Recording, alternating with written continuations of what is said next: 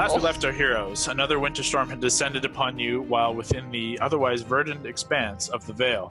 The storm descended as you had been meeting with one of the Sylvan Tribes' elders in a village called Auvergne. But it was not just the wintry weather that sent a shiver up your spine. All around the village and from one of your own, this mad cackling laughter filled the air, and quickly you were forced first to deal with Gord, then Valentine, who fell under the effect, then it was time to turn to the village. Wading through the intense blizzard, you found Auvergne in turmoil, people being dragged out of their homes, all with the intent of bringing an offering or sacrifice to some entity somewhere out in the storm. Hondo was briefly swayed by the madness that was swiftly dealt with by your troop, but you were strangely fortunate in learning where these people were beginning to go to. This island within a frozen lake, somewhere deeper within the Vale. With this thought, you braved the storm and charged on for over an hour, exposed to the elements before reaching a clearing and at the edge of this frozen expanse lake. You found villagers standing stopped along the cracking ice, making their offerings to this emaciated, sickly, white-skinned woman. This horrid, wide smile, almost orchestrating the storm and these folks like puppets before her on a string. One by one, they offered something or someone up to the figure, and in turn, massive crows would descend from the nearby treetops and snatch up their prizes, while the one who offered suffered a frozen fate. Attempting to sell the ruse that you had fallen under the same spell, your group approached. Valentine, with Alana in tow, stepped close to this figure, this frozen hag, and upon being asked for your offering, Valentine leapt forward into battle, kicking you all into gear. The hag, however, was not unprepared for a fight, and bursting out of the trees surrounding the lake, these demented half-giant creatures barreled forward, seemingly at this hag's beck and call. Hampered by the storm and weary from your own travel, you held your own well, but soon things would take a turn for the worse. As one of the villagers fell to the sheer freezing conditions of the storm, the hag descended hungrily and, foregoing attacking any of you, instead feasted on this fallen elven form. Ripping and tearing through flesh and muscle like a blade through cloth, she feasted hungrily and wildly to the horror of you all. Stricken by fear, things turned worse as Alana and Valentine fell to a dementing curse that bent and broke their bodies, their natural beauty tarnished and burned, replaced with boil-covered and hunched forms. But the final stroke fell. As you managed to clear nearly all the enemies, Gord found himself caught between a half-giant and the hag herself, and unfortunately was knocked unconscious before the hag ripped into his chest, hungrily seeking another feast. With the sight of this demented creature about to gorge herself on your friend, Gord's blood staining the fresh fallen snow and ice, Lavender let loose a fireball that shattered the ice beneath the hag and Gord, singeing the hag and finishing off the last giant. As the hag righted herself atop her broom and Gord's broken body slipped beneath the icy surface, she looked across you all with hate in her eyes, but a sickly grin on her face, before she took off into the slowly fading storm. And this is where we're going to begin tonight. So the blizzard is still raging around you, but not to the same extent as it once was. What do you do? Is everyone okay? Holy shit, I think I just burnt that woman. She just flew away too. Is everyone here? Shit. What about Gord? I think so. Doesn't look too good. Hondo. Sorry, I'm trying to remember where everyone was. I was close to Fern, right? Yeah, Mary and Fern, as the ice cracked and broke away, you and Fern had to pull up away to what would be like the western edge of the map on the ice. And you guys, you did see Gord before, you no longer see Gord. Atop the little island, Lavender and Valentine are positioned and are technically the closest to where this like broken hole is. Alana, Hondo is much further back as you had been kind of frightened away and tried to reposition. You're a little further off to the north, but with nothing harrying you, you guys can make your way closer. With telekinesis, can I grab Gord? You have a difficulty seeing him through the chunks of ice and through the water. But if you want to try and make a perception check, you might be able to see where he is enough to grab him. Okay. Can I inspire her? Do I have time? I would say you're still reeling from the fear effect that held you in place moments before. You did good, so it's okay. Okay. Perception is -1, but I rolled a 17. Okay, that is definitely enough. As Can I punch my head underneath the water and be like looking around for him? Yeah, Okay. the steam is clearing from where your fireball is just like flash burned the ice here, and with no clear line of sight, you dunk your head below water, focus your energy down, and you do see Gord's kind of lifeless form, this trail of red cascading from a torn open chest. But you're easily enough, you with your telekinesis grab hold and pull him up and out. Can my telekinesis underwater, like I scream, but it's like a scream that sends everyone else like deaf for a moment, and it's like so loud, and it's like shaking through the water, and I'm like bringing him closer to me? Easy enough, yeah, for sure. Why not? Dope. I break out of the water, rip Gord out, kind of like send him skidding across the ice.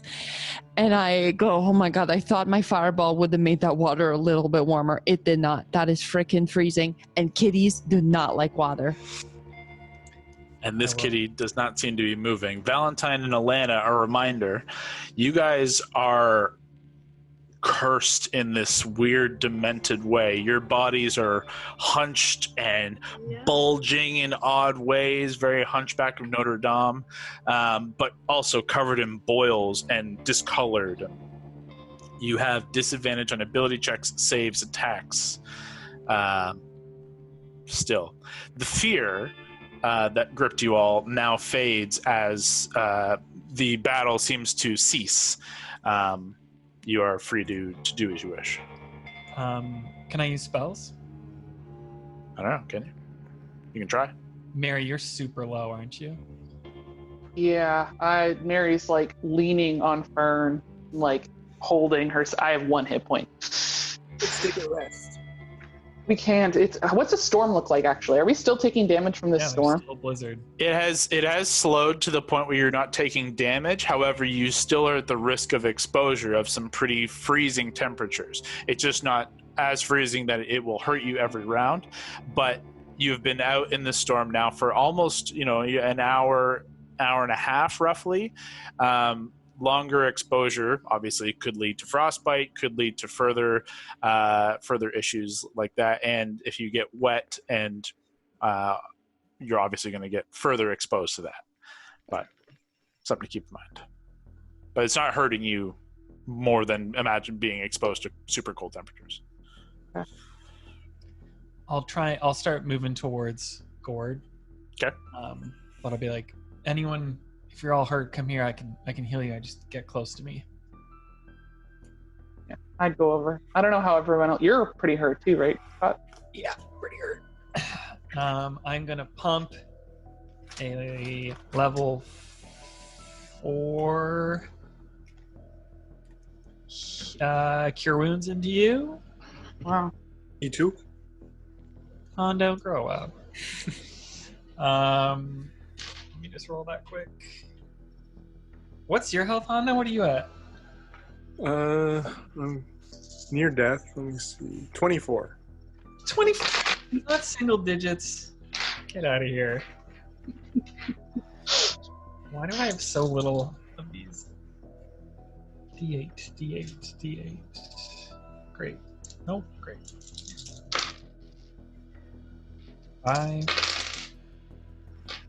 9 is 14 plus 5 is 19. 19. So 19 to you. Thank you. I'm going to use a level 3 on myself. 9. 6 is 15 plus 5 is 20. Who else is hurting? Live, what are you at? Live, you can heal some people too, actually. Yeah, I'll heal people. Do you want to heal Hondo? Brawley, what are you at? Not great, but I'm okay. 75. Oh, It's like Jesus. it's bad for me, but like good for everyone else. Yeah. Okay. Well, we're just gonna let you chill for a Yeah. sec. I'm going to. It's a healing word. Cure wounds will be better for. You'll just get more. Okay, I will cure wounds at a 2nd level for Hondo. Okay, you reach across. You give Hondo a little love tap. Just smack him on the cheek. You also notice as you guys are now grouped up around Gord's fallen form, slowly coming to terms with that and just trying to keep yourselves all from perishing yourselves within the icy temperatures. You look about and you see a couple of other elven individuals slowly now walking towards through the snow on the outskirts of the island and this kind of lake exterior. They are kind of walking through the snow, no longer laughing and seemingly shivering and just kind of curious and lost within still a relatively snowy blizzard, but it is starting to slow, but still is obscuring vision and is still dangerous to exposure. But you see a couple of others. As soon as I'm like healed enough, and just take a check and say, we need to get ourselves, we need to get Gord, and fuck, there's a lot of people here. Everyone needs to get to safety. And I'll just start going off to try to collect some of these people and we need to get off this ice. I don't fucking trust it. It's not supposed to be frozen right now. Yeah, you don't see too many on the ice anymore. The ones who were about to make an offering and were kind of in league with your wave, so to speak, have all perished or are not to be seen at this point in time. There are still others, though, coming through the woods and kind of in the direction of where you kind of came and kind of that periphery. And you wager from what you can see, there's like 7 of them, each with either a bundle, another person that they're huddling with, something. But they just seem kind of lost and almost drunk in like kind of shaking, and stumbling a bit, which could be an exposure to the elements. It could be an after effect of the whatever happened to them. You're not entirely sure just yet, but there don't seem to be anybody on the ice yet. Just you guys. Okay. That reminds me. Val, can I borrow Fern for a sec? Of course, Fern. Also, okay. We'll deal with you two later. Maybe you don't talk to any of the people yet. Pointing at Val and Elena. We'll get to that. I totally forgot until Kyle said it in the introduction. I'm gonna grab Fern and try to.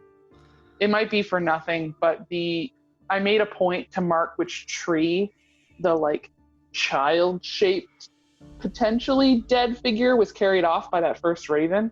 Uh-huh. I was just gonna go check to see if I can figure out where that was, if there's any.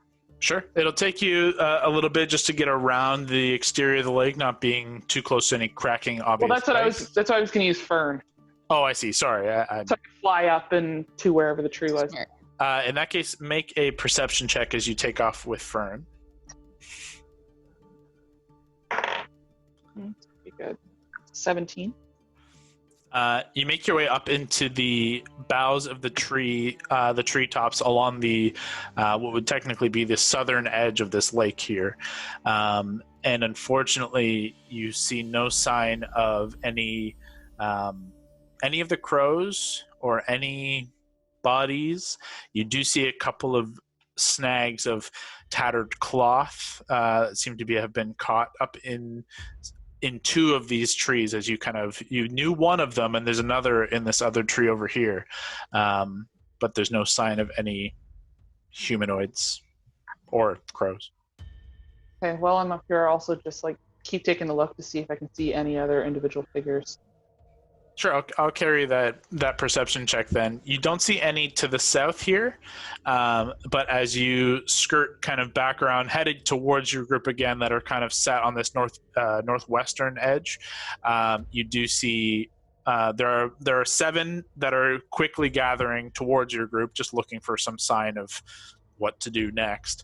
And you do see 1 other off in the distance, kind of making their way through at a quicker pace, but quicker with your insight. Not threatening, just cold, Here, yeah. Yeah. Okay. I'll try to land towards them, but I'll see if anyone else is doing other stuff first. Do we have any idea how long it took us to get here? Like how far we traveled? I know it was a blizzard, so this is tough. You gather that it took you guys about an hour, give or take. Like it was a significant amount of time, maybe less, but it's tough to say because it was kind of scattered and mist, and you guys were traveling and trying to travel by Hondo's like memory survival track. Like he was trying to figure out where to go, and you guys had no clue. So you guys really, there was no trail to be followed to remember back. But with the storm slowly over the next couple minutes as you guys heal up and these people group back around, the storm almost ceases entirely. It comes down to, it's still chill, but not freezing. The wind is low and just kind of slowly sweeping through, kicking up some of the snow that is still gathered here, but it is no longer blizzard-like. You have regular range of vision, and are not freezing or at risk of freezing.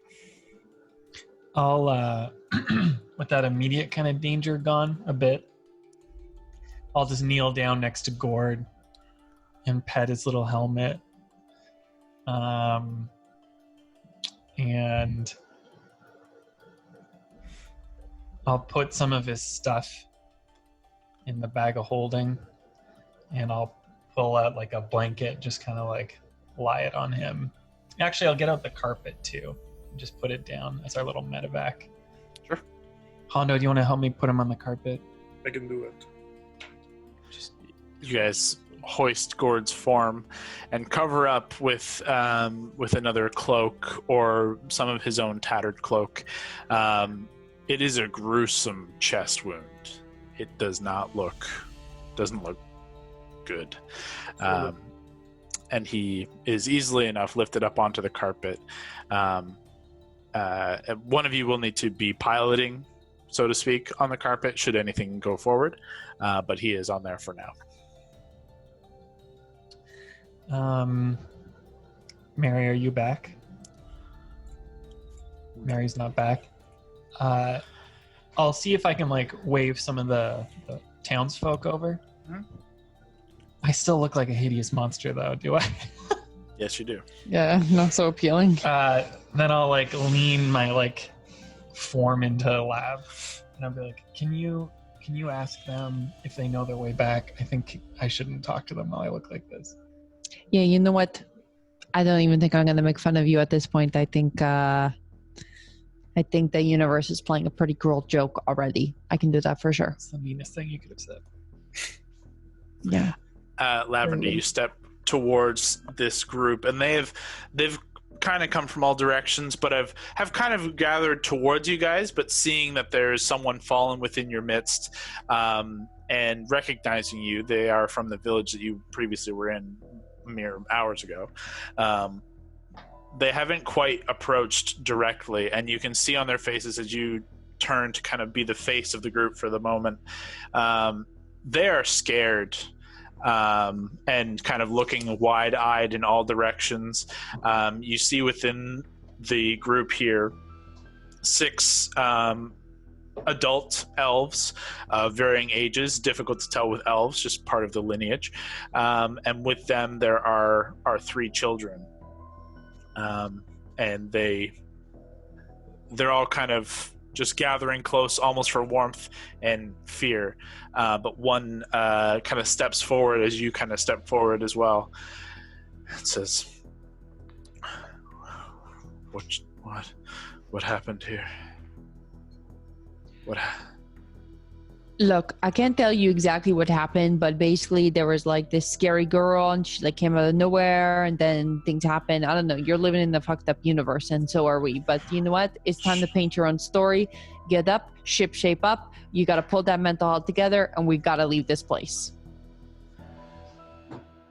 Make a... I'm trying to debate if it's intimidation to like snap him into shape. I'm going to go with it. Intimidation. Make an intimidation check. Okay. Yeah, it's not like harsh intimidation, but it's still like, get your shit together, man. 12.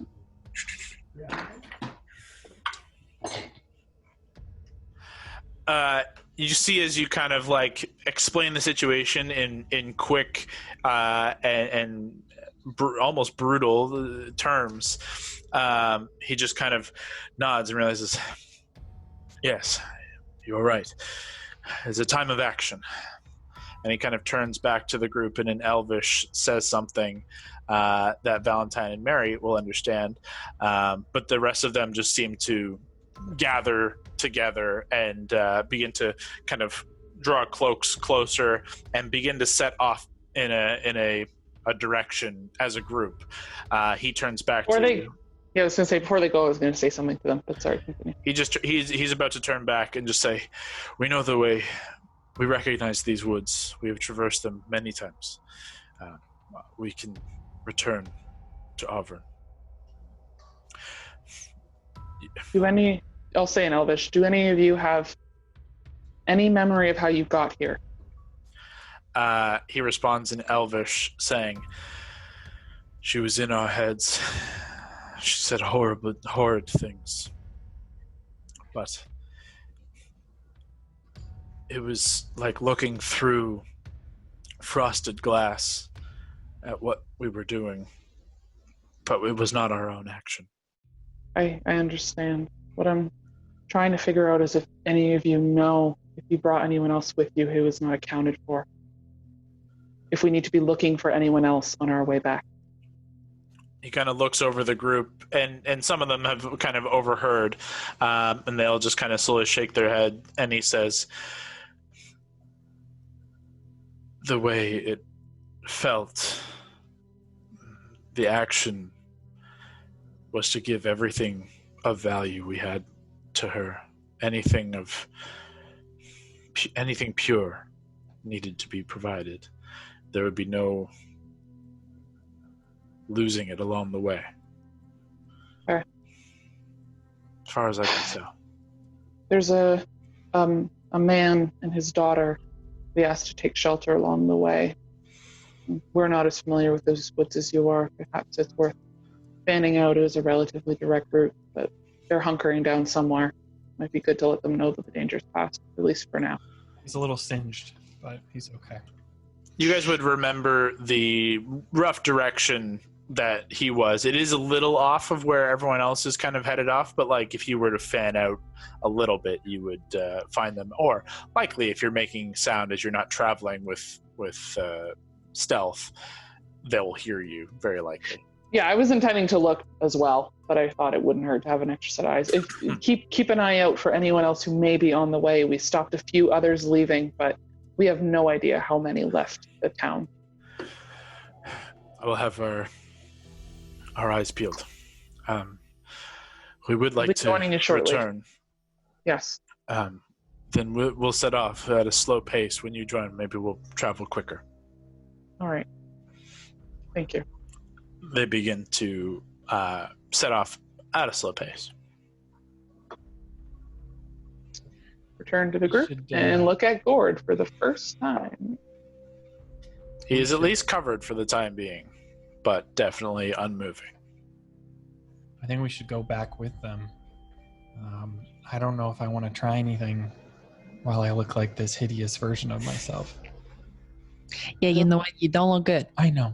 You don't look good. Laugh. I know. I don't think it's safe to do anything out here. We don't know if there's anything else in these woods, if anything will come back. I agree, getting back to town seems to be the best bet. I just thought it wouldn't hurt to have a moment to start. That's fair.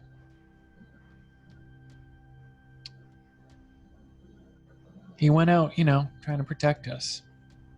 But Raleigh's back. Her sister's back. All's not lost just yet. We're the Wildcards. We gotta find a way to bring them back. We'll get him back. Let's let's stop feeling sorry for ourselves. Let's Hondo, maybe you captain this carpet, medevac Gord, and we can go on Fern, we can go on foot. Let's all stick together, go with those people, and keep this moving. Are you two feeling okay? I feel like shit. I feel worse than I look. And I look like shit. You do. All right. All right, well, one thing at a time. Maybe our host can help the way she did before. Likely not today. She used a lot of what she had, but we'll get everything sorted. A couple days ago, I had tentacles for legs and arms. All right, that went away after like an hour. So. Right? So you know what? Things are looking up. Fuck, right. Let's get moving then. Yeah, let's go. I'm going to cure wounds as we go at a level 4 for myself. Sure. Over the next hour, actually it's a little less with a more direct path. It's closer to 45 minutes. Not that it makes a huge difference, truthfully. You catch up to the other elves traveling back, and you can tell there's an immediate kind of relief to having you alongside them as well. Like, even with everyone's passive insights, like there's an obvious change in the group morale of scared traveling through these woods that were once their home now suddenly have been turned against them, but having you all along kind of emboldens them, and you all travel at a relatively quick pace with their guidance, and the forest kind of opens before you. An easy path, a wide path of what looks like long tread path kind of opens before you, and your travel is swift. You do manage to reconnect with the pair from the night, from the encounter previous. They are slow moving, but happy to see other folks. They don't really say much as they rejoin. They give like a polite nod to Mary, and are a little frightened of Alana and Valentine for the moment, as they had seen you not too long ago looking much more normal. But you guys make it back to the edges of Auvergne with a sizable group, and you can hear there are voices speaking within the city, within the village, that are low, but it is certainly a more subdued atmosphere within the village. As you guys kind of crest around the low wall of the city, you kind of re-enter and see the chaos that was very quickly whipped up is being tidied and quickly kind of dealt with. Doors are kind of being patched and reapplied or at least fixed where they had been just wrenched from homes. And you can see Dameron is standing at like the lowest step, but still above a small crowd, and just kind of directing people and trying to organize as best she can her scouts and her troops to send off. You can see a party head off kind of a southern direction. They kind of pass you in a different direction, just making sure that all are accounted for. But you make your way back into Auvergne, and as you do, the group of people around you with quiet thank yous that are spoken in Elvish, so really only Valentine and Mary understand what they're saying. But they all say the same thing, so you can probably intone what it is. They kind of separate from your group and head in their own directions, seeing family members kind of rejoice as they see them return. You guys are back within Auburn. What are you guys doing? Can we make our way towards Dameron? Easily enough, yeah, for sure. She's kind of at the base of this central, what would be like a city center, but it's a very small village. The central kind of hub. And as she sends off another scouting party, there's a small group of who look like the soldier types, the rangers of this village. And they speak in hushed tones for a moment that is difficult to overhear, and very, very quickly as you approach, and she just sends them in another direction. They all have torches lit, and they all just trot off with bows in hand, kind of at a more readied stance. But as you guys return, she looks up to you, looks across you all.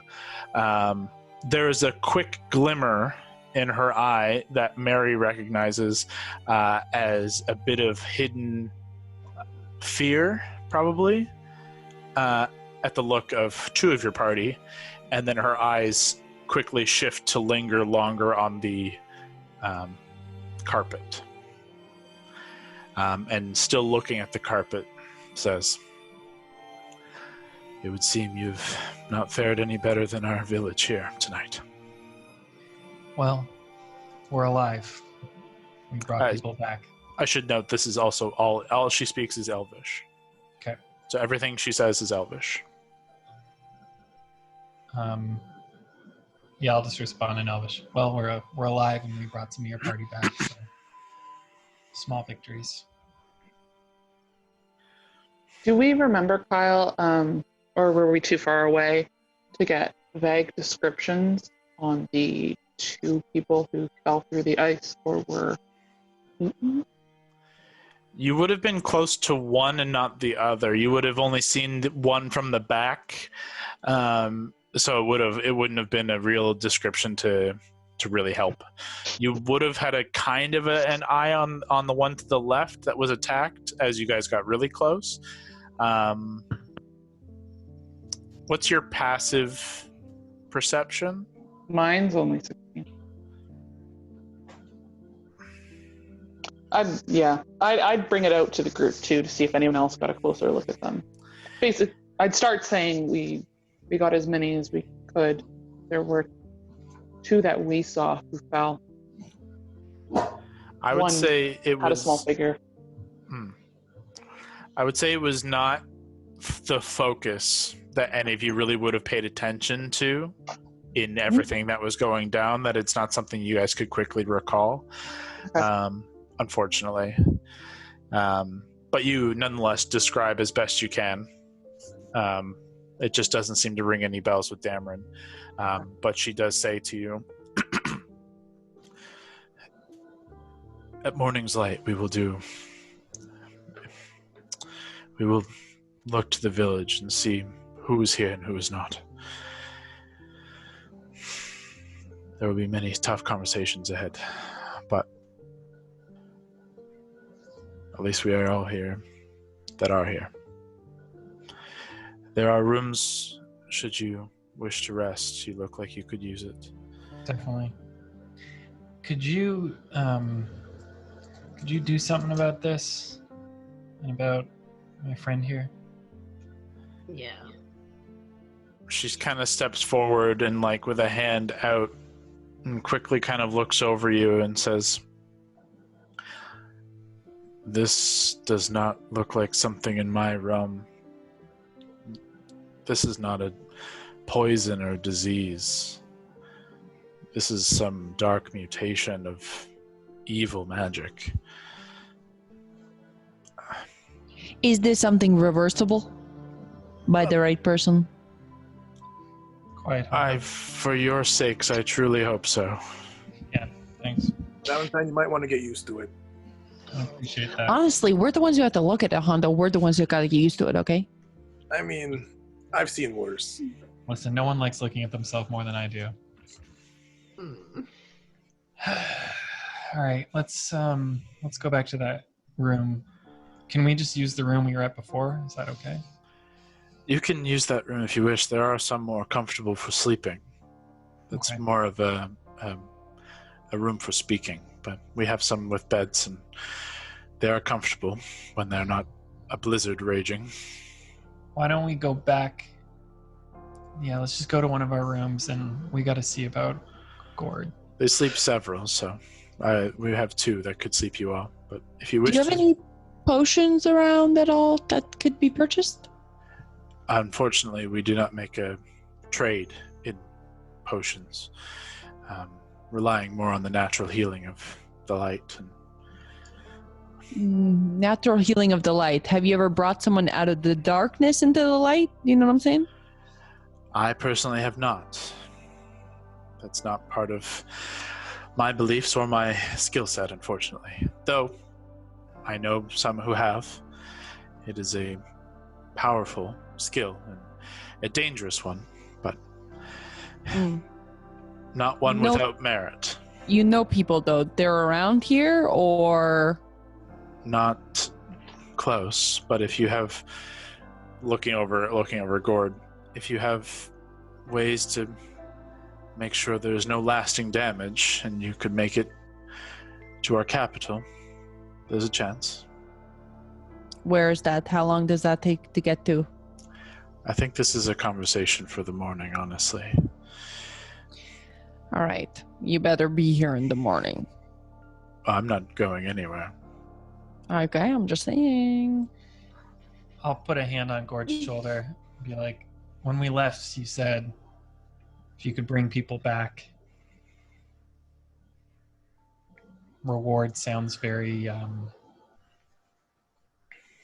surface level, but one of our own fell for this, so we'll talk in the morning. Precisely. I think, should we speak in the morning, just to give us just to be in a better headspace. This has been a trying night for all of us. I think it best that we speak with a little bit of time past. And, truth be told, it will allow for time for my other elders to respond to the messages that I've sent them on your behalf. Appreciate that. I don't mean to be insensitive. I know you lost people tonight too. I understand the urgency more than ever now. But there is some protocol, and I cannot just bring outsiders within our most sacred city without the express permission of my other elders. You must understand. All right. We'll head to our rooms. And, Please. Rest, and hopefully time will begin to heal some of your wounds. We'll speak at dawn. And she kind of makes her way down the steps as you guys make your way up, and very quickly find these 2 adjoining rooms. Within each, they're kind of these round, rotunda-like rooms, and each has like a little alcove that has kind of like a daybed kind of sitting area that will cover it in pillows and these nice blankets and things, and you're able to very comfortably find several places for everyone to sleep, or at the very least a quiet place for you to speak and do what you're going to do now. I want to get Gord back now. Maybe it's worth just like trying to fix his wounds a bit. I mean, what she did to him is hard. You can't just fix that. The least thing we could do is try to close this guy's chest up. I just don't have the magic for that. I don't know. I mean, I have there are manual ways of doing that, but I haven't had a good luck. I don't know if there's enough there. be Maybe honest. you try and dress his wounds. I know that's laughable considering the state, but you could do that while I start casting this ritual. You're sure you want to do it now? I don't know where Gord is. Gord, he's dabbled in some things. We've all seen the things he can do. I don't know if whatever grants him that power, we want him to spend more time there. I understand. Are you capable of doing it today in a way that you're comfortable, given your current circumstance? In a way that we are sure we're taking our best shot? I mean no offense. I know. I just want to make sure that we get the best opportunity. I don't know, honestly. I don't know if this is going to fade if I take a long rest, or if we do that, our chances lessen. But I have the magic left. I can feel it inside me. I can pray to the Summer Queen. I can see what happens. You know that part of the ritual casting of Raised Dead doesn't necessarily require a check from you. We have gone through this other kind of process, but it would not be necessarily altered by your affliction. Then I say, let's party, son. This Let's curse go. wouldn't have any effect on it, but if you have other reasons, entirely up to your discretion. I feel my patron just bless me with some knowledge there, and I say, let's go. Okay. I'll tighten my grip on Heartbreaker, till it hurts in my hand, holding it unlit, but I'll just be straining on it the whole time I'm drawing this circle and trying to get the ritual ready. It is a long ritual in which Gord, you lower the carpet into the center of the floor. You pull away the blanket that is covering, or the cloak as covering this wound. And as you all kind of gather around and try to clean the wound and as best you can patch it up, and some other scrapes and cuts and things. You try and prepare him as best you can as Valentine kind of makes his way in a circle around with Heartbreaker tightly in hand, setting up the ritual to bring Gord back to life. You all kind of look across his waterlogged fur, tattered cloth, towards the face shrouded within the helm. Your heart breaks for your loss. And Valentine, this whole time, as you're gripping tightly, there's this nagging fear of what may happen when you go through with your spell. You know, as you stated, something of the dark magic Gord has been dabbling with and been entangled with for some time. You truly are unsure of how this will go. But as you say, nonetheless, you have to try. With the ritual set, Heartbreaker held tightly in both hands, the hour-long incantation and ritual begins its slow process. And every minute, as you all begin to sit back and experience this same ritual you've now experienced a few times within your own party members, each minute is dragged into what feels like 20.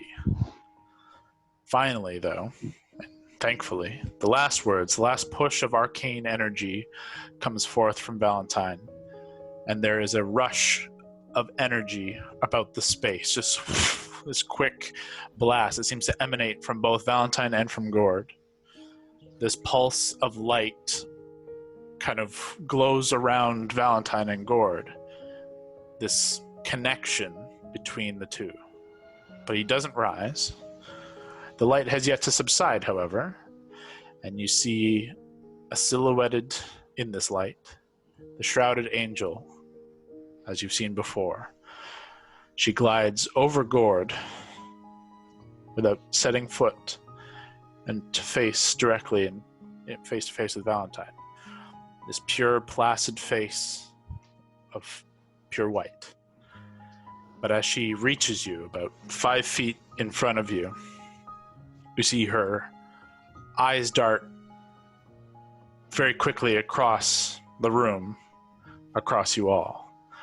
She pauses, and in a brilliant flash, the cloak is thrust back, and you see as she shifts and spins, she draws a gleaming bladed scythe, seemingly from thin air. Her body, you see, armored in black plate, ornately gilded with gold. Her eyes suddenly flare with black and purple light. And Valentine, as you are closest, you hear she barely utters something's not right, before this crack, and from Gord's broken form, this meaty hand rises from his chest. Each finger is thick as your forearm, dark reddish gray skin tipped with pointed black claws. This sucking, moaning sound like 1,000 drains drawing in the atmosphere around the space is deafening, and through it, this triumphant roar as this meaty, clawed fist grab hold of the angel's wing and with a mighty tug tries to pull her into Gord's chest. She swings back with the blade, and with a mighty tug, she breaks free, rising up into the space above Gord. The cacophony of screaming and sounds above swirls around the room, and as quick as the clock came, it suddenly withdraws. The moaning ceases, the light fades, with the echo of a heavy demonic chuckle. The angel, looking down on you all, suddenly is enveloped in shadow and fades from sight. The spell and gem expended, Gord unmoving, chest cavity still split and devoid of life. I'll be yelling as she goes. Gord. No. Gord, you feel a searing pain in your chest as your bones break, skin tears, and you look up into the face of your killer. This crazed, white-skinned hag, eyes wide, lips taut over blood-stained teeth. Pain ripples across your chest and your vision tunnels. Darkness closes in around you, and then you are falling. The hag's hungry face slips further and further away from you as you plummet through nothingness, through darkness. Then with a rush of wind, you fall through a dark, crackling cloud of rippling green and purple storm. You spin in place, see a wide expanse of brackish tar pits rushing to meet you that spread across a barren waste. As you fall, you see a sickly green light erupting about 1 kilometer away from you. As you plummet through the air, this enormous tower of bone covered in sharp rib-like bone spires. You recognize this tower, this fortress, city, the undead ravaged domain of the demon lord Orcus. The ground quickly rushes up to meet you, this tar swamp bubbling and roiling, many things shifting beneath its surface. You slam into it and dip below the darkened tar, and immediately feel meaty hands all across your body, grabbing, pulling you beneath the surface. You fight against the horde of creatures covered in tar. In dim light, it's nightmarish, but there are too many. They pull you down into the tar. You struggle to keep your head above the surface, and you seek to call upon your magic, the eldritch energy, shatter, fly, something to get up and out of this and wreak havoc, but nothing comes. This pit of death overpowers you, drags you below. You struggle for breath, but finally must breathe deep this thick bile-filled tar. You feel as if you are drowning within a sludge of undead flesh, bile, and tar. For hours, you fight this horde as they gnaw into you and one another. They are unending, and as your fear and anxiety reach their breaking point, hours of this nightmare, this sudden greenish haze alights amidst the darkness. Plunging through the sea of moaning, screeching undeath, this spectral hand of green blasts through the crowd. With a sweeping backhand swipe, it clears a wide expanse around you before fully encompassing you in its grip. At breakneck speed, you are dragged back through the clawing masses of undeath and up through a tunnel opening of stone.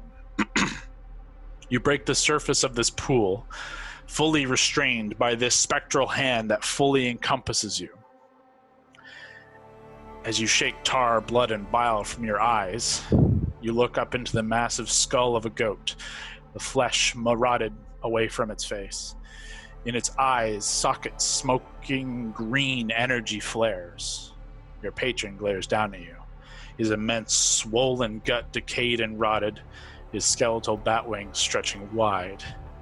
He leans in close, inches from you, just encompassing your entire vision. Killed by a fae. Pathetic.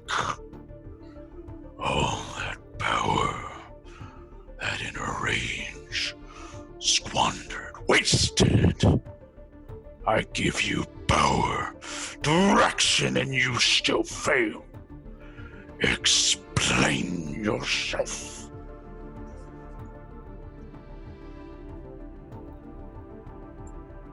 I have no explanation. I failed you. That you did. Well, your soul is fully mine now. Your fate lies in my hands, and I wish to see your flesh feasted on by my horde. You will line my front legion and be sent to Avernus to meet your end by the hands of devils for eternity. Too weak to fight back, too pathetic to flee. Your torment will be unbearable unless you have something of worth to offer. Now! I know about Tenebrius.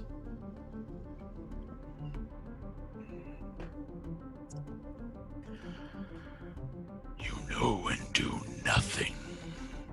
You have known for some time now, and done nothing. I wasn't given enough power. It's your fault. Dare you! I am not a merciful lord, and hear me now, you will be punished. However, I do believe in granting rewards when great boons have been granted me. Perhaps your potential is not yet wasted. You bold enough to demand more from me? Perhaps you are worthy. However, I will not tolerate weakness in my ranks. Your connection to the natural world holds you back.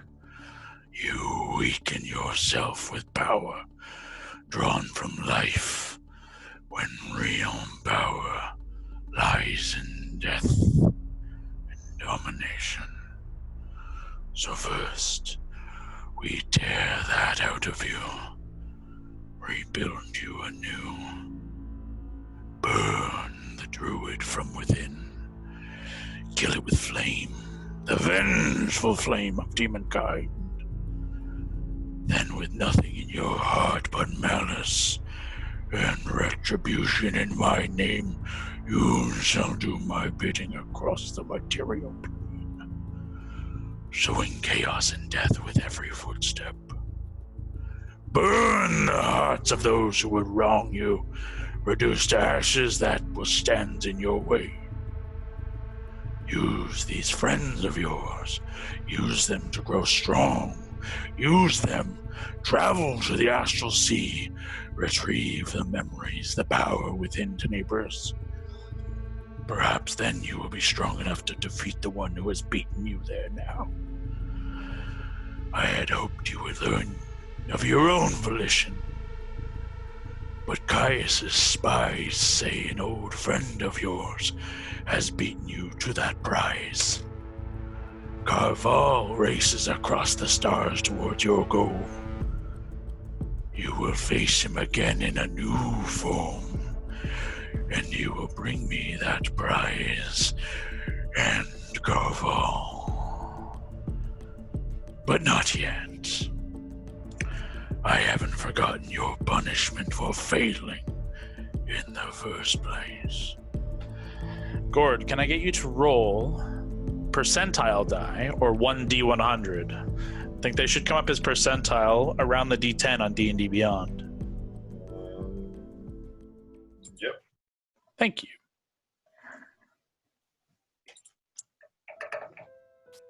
I got 6. Okay, that's an incredibly good roll for you. Just straight up 6. Out of 100? Like 6, 6, 6, 6, 6, 6. Yeah, 3 6s out of 100. The beast. He looks up through the halls of this chamber within his fortress and seemingly comes to a decision. 60 years in the pits of despair. That ought to be enough to reshape your mind, break your will. But we can't have you go in there with that. Still held within the spectral green hand, the fingers kind of curl away, revealing your broken chest to Orcus. With the skull-topped wand of Orcus, he raises it high and strikes it hard into your chest. Your remaining ribs shatter as your chest cavity caves. You blink as spots and stars cloud your vision. A wave of nausea ripples across you. He raises it high again and, grinning maniacally, brings it down hard for another strike, pulverizing your chest. Bits of flesh and muscle splatter across his face and yours. The pain is excruciating and seemingly unending. He sets the mace-like wand down with a heavy thud, and with his clawed hand reaches through and splits open your chest further. With 2 fingers pulls free your heart. White-hot flashes of pain sear across you as the Demon Lord tears your heart from your chest. He holds it still beating before you and then crushes it in his hand. Think on your failures and stoke that flame of vengeance. Your soul will be reborn in time. He turns, and without another word, the spectral hand carries you high above, careening towards the top of the flesh and bone walls of Orcus's tower, towards this dark oval pit in its ceiling. You are plunged within it and feel icy cold prickling pain wrap across you like being dunked in an ice bath. And upon crossing the threshold, you see hundreds, thousands of spectral forms that shift to turn to face you. Long dead, humanoid and otherwise, they rush in and envelop you.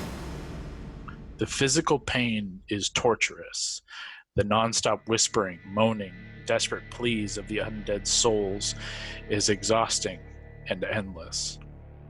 For hours, then days, then months, this stretches on. You lose track. It never ends. You witness horrors within the pits that will haunt you to the end of your days. Your body, mind, and soul are weakened, cut upon, frozen, shattered, and reshaped. You feel Orcus's necrotic energy slip through your form, embracing each cell and infecting each thought. You never sleep, caught in a waking nightmare for 60 years. And then one moment, the flames, the icy prick, the voices, the horrors all subside. You lay on your back on a hard floor, the stench of decay wafting over you, and the sound of munching, cracking flesh and bone fills your ears. You sit up for the first time in 60 years, moving of your own volition. You're still clothed in your clothes, your bag of holding, your books, your weapons at your side. You feel alive. You sit up and look over to Orcus's form, sitting, lounging in this massive throne of iron and bone. This platter, this massive, disgusting platter of meat in front of him. He just spitting meat into your face. Do you feel angry yet? Vengeful?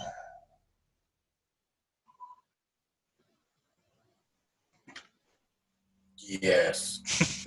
Good.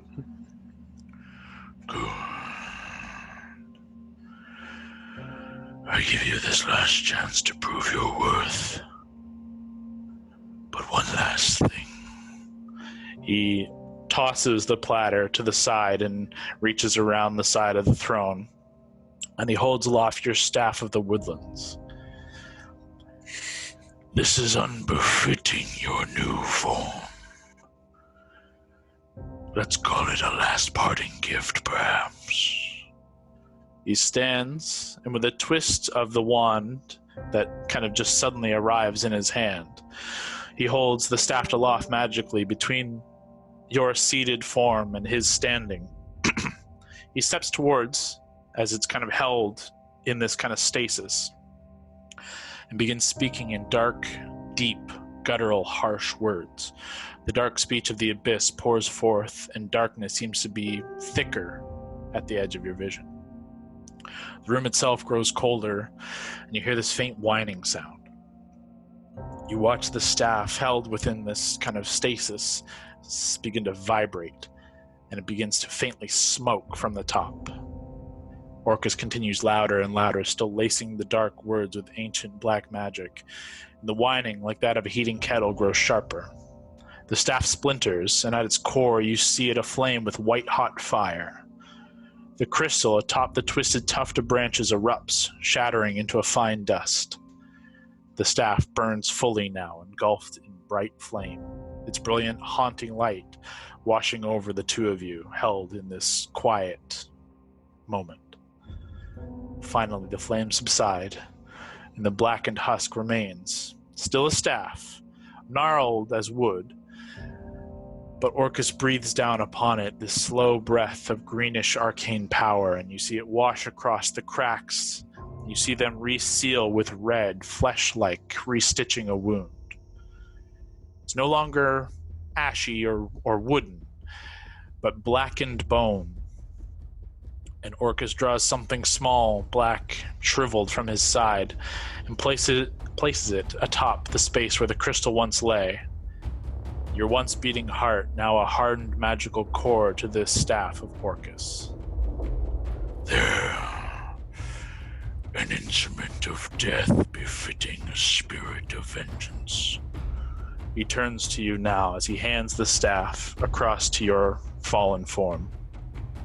Standing over you with all of the menace a demon lord can aspire to. No, my power is all-encompassing. No, I give very few creatures another chance.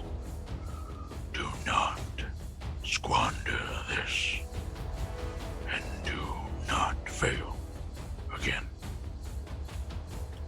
With a flash that blinds you in darkness, you open your eyes once more, and you feel the cool morning air of natural air, the smell of forest around you. It's sweet and suddenly unpleasant to you, but you sense you awaken once more upon the material plane.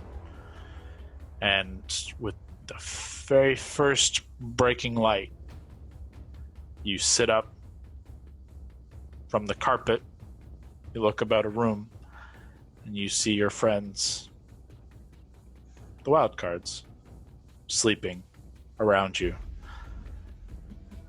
as the day breaks. A long rest achieved by the rest of you. Yes. We're going to take a break real quick. Holy fuck. Oh my god. So we can go through some new stuff with Brock. Oh my god. And I need a drink real quick. And I need a cigarette. we'll come back to the rest in a little bit. As you guys wake up for the next morning in this relatively comfortable elven village, the memory of your last night's kind of moments as the ritual failed, didn't work. You had a horrible vision of something within Gord that seemingly tried to attack the angel who has kind of been helped ferry at least 2 of your party members back from the brink of death.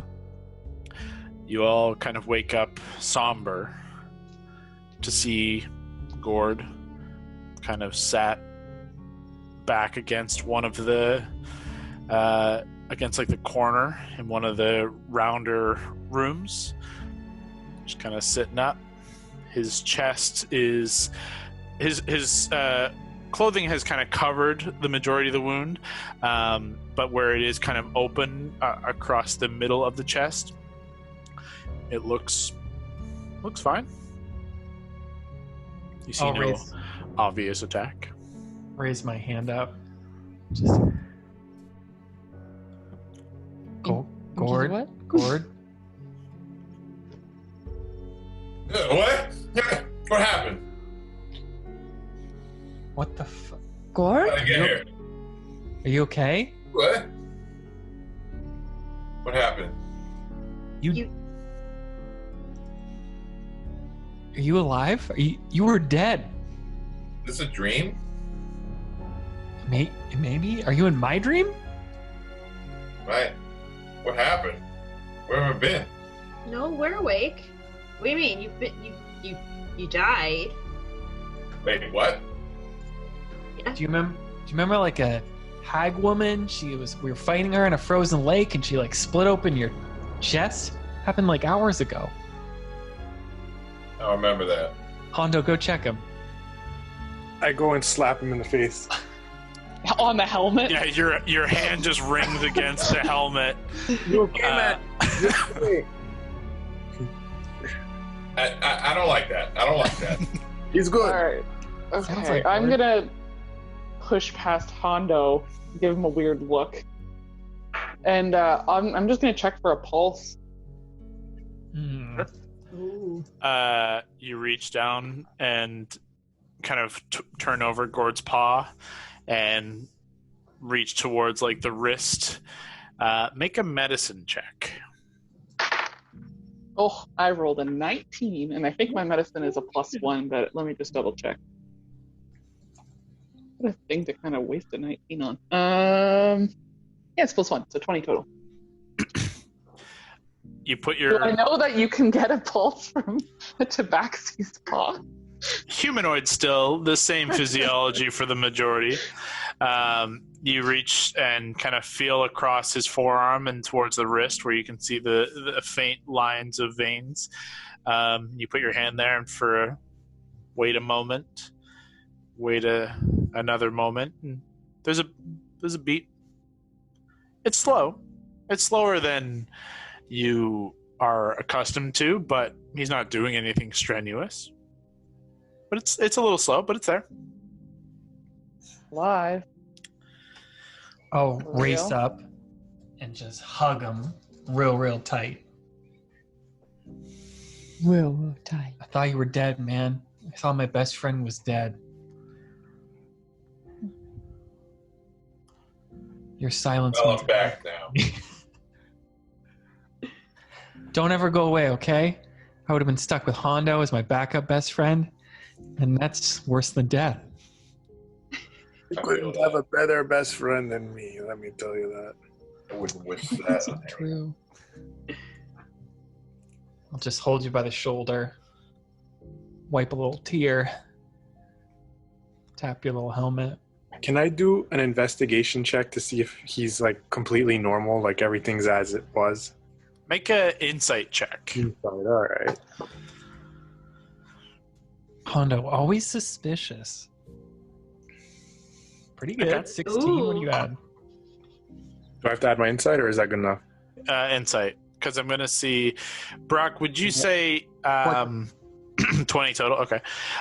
Are you trying to? How do you think Gord is reacting to this? Like, you spent essentially your perspective of 60 years of torture in hell. Like in worse than hell, in the abyss, and those memories haven't faded. Those are still like that happened to you yesterday, and You are obviously very accustomed to the horrors of the world. You serve Orcus kind of without blinking. But this is kind of a different mental toll. Do you think, in terms of how you want to play your character, are you haunted by that? Are you trying to hide that? Or over that time, do you think you've grown this kind of harder exterior and you literally are kind of nonplussed? I'd say I'm kind of both, but I'm being like secretive to that any of that happened. So I'm kind of playing dumb. Love it. I don't know what's going on. In that case, can you throw me a deception check to kind of try and hide the bit that is being deceptive? 17. Okay.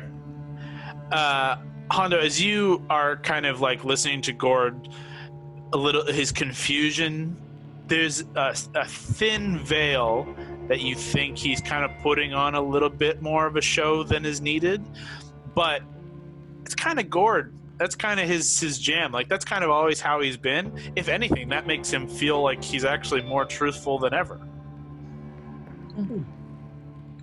Gord, I don't know how you did it, but you look like yourself. Gord. That's a name I haven't heard in some time. What do you mean? What do you mean? So do you have any memory of what happened to you? How did you come back? All I remember is that you're my best friend. Valentine, say no more. He's yours. That I would My be best suspicious of, friend. the memory thing, but I won't say anything. Sorry? I said Mary wasn't suspicious until the memory thing and the obvious deflection. But Yeah, she's not going to say anything. You would have an inkling that the same as to what I said to Hondo. There's a thin veil where he's trying, as he always kind of is, to hide a little of his true intent or his true experience. But like I said, that's kind of how he's always been. There's never really been a full, truthful moment. So if anything, that is pretty par for the course. It seems pretty normal. But it's at this point that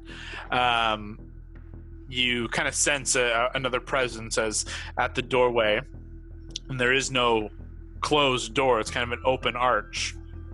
There's a faint knocking on the wood, and you see this younger looking female elf who you've not met before. She kind of steps in and says in Elvish, apologies for interrupting, but Lady Dameron has wished to speak with you in terms of your permittance within the veil, if you'll follow me. Of course. Gordy, can you walk? Are you okay? You good? Good. Wait! What do Valentine and Alana look like? Good call. Why is this not my number one thing I ask?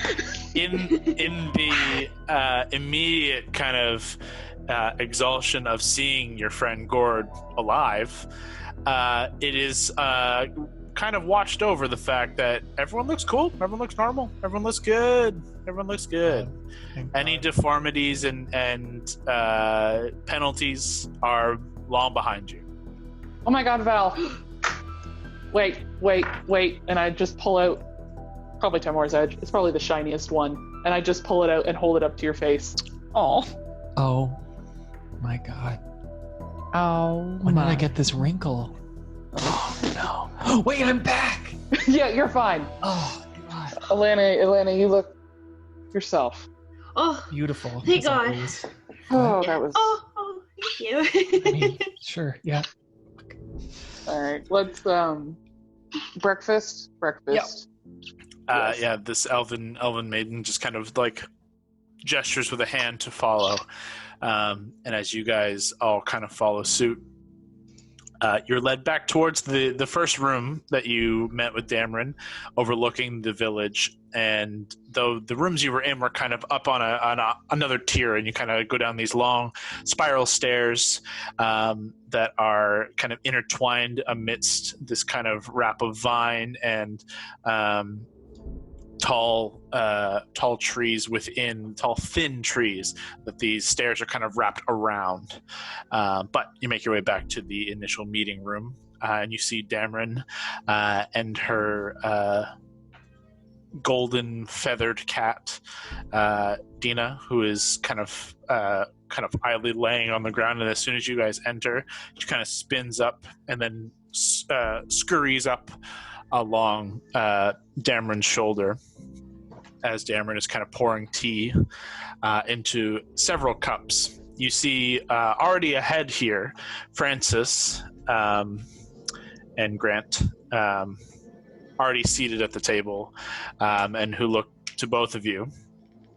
For the first time, Francis meets Valentine's eye, and you can see an obvious kind of sense of calm come over, seeing all of you, but specifically Valentine, are alive and not deformed in any way.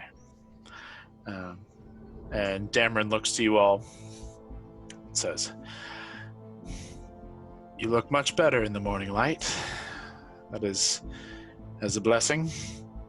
Really? Please, help yourselves to some tea and some breakfast here. And I've been discussing with Master Flurwild here that given your acts the night previous, as well as the claims that you make, and which I do seem to believe hold fair weight, I would permit you to progress further within the Veil. We are still awaiting word of the other elders to make their final decision. However, unless they declare that you are to be sent entirely home, I see no reason as to why you cannot walk these woods of your own volition. But to be led to our sacred city, that is another matter. So, unfortunately, we are still awaiting their message. But for the time being, we can speak and enjoy one another's company, and some a meal.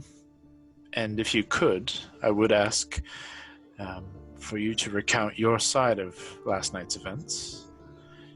We are very much in the dark, so to speak. Appreciate that.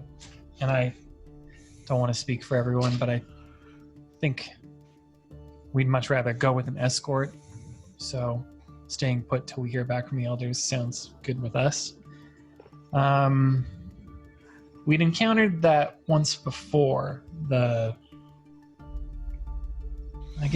Have we encountered the laughing and the controlling? I'm not sure if we encountered it to that extent, but that blizzard that was summoned and wreaked upon us. Mm-hmm. We definitely felt that before. Yes, they have been, these blizzards, these sudden winter blasts have been plaguing at least this side of the woods for some time. We are not so connected with the Lindaren or the other tribes nearby that to see whether they have been likewise impacted, but from our perspective, it has been focused on our borders. Part of my message to be received from the elders is to see how far this is spread to the south to our city. As of now, I know that it has hit our borders here on the verge very hard. And obviously, you are aware of that. Hondo, you were kind of put under the spell there for a bit. What do you remember that you could share with Lady Dameron? It was a bit hazy, but I remember death. Do you mean you remember, she now speaks in common, you remember feeling death or something of death called to you? No, I felt death was all around me. It was very dark and gloomy. It was not a pleasant memory. I imagine not. Perhaps if we had discussed the day previous, perhaps these gloom crossings and the dark side of the Fae is striking back or striking out in some manner. We had briefly mentioned when last we spoke the tenuous nature of the relations between the seelie and unseelie court. These woods, whether you know this or not, are blessed by the Feywild, and as such are granted the beautiful and nourishing light of its summer queen, of the Seelie. But, of course, by opening our borders to the Feywild, there are some darker entities that slip past and slip through, hiding in the shadows. I mean, the Doob Katha was mentioned specifically, sacrificing to the Doob Katha, wanting to bring him things of value. Things of value, I cannot see why a Fae being, at least of his historic nature, would care so much for things, but from what I saw and from those you returned, they carried less of things and more of precious life. Yeah. Perhaps an offering or sacrifice and granting him strength, or perhaps very ritualistic. Mm-hmm. It may perhaps be all show. What kind of entity do you think was on the other end of this? A dark one from the Unseelie court. They definitely had a vendetta against the Summer Queen. They called her a bitch. Didn't appreciate that. Harsh. It kind of had some... I mean, I don't know much about Fae, but in our past experience with hags, it was something rung true there, but I can't say enough for sure. It was a woman, but she definitely seemed to be serving something else. I'm not sure. She's a very pale and almost skeletal. Flew, got away. She thinks for a moment, based on your description and the connection between the two. She kind of... I had not necessarily considered the works of a hag in these acts. They were more elemental in nature than mad and agonizing and painful as hags are more wanton to do. But put those two together, and you do find an entity that exists of both Fae and cold, frozen tundra and death. There are stories of hags, a coven of 3 of the North Wind. They are known as Burr hags, beings of the Feywild, and who use the harshness of winter to draw forth tragedy and pain. They nourish themselves on the suffering and ill deeds done by those who have been punished by the winter's storm. They would be a very strong ally if it is this Doob Katha, the Dark Crow.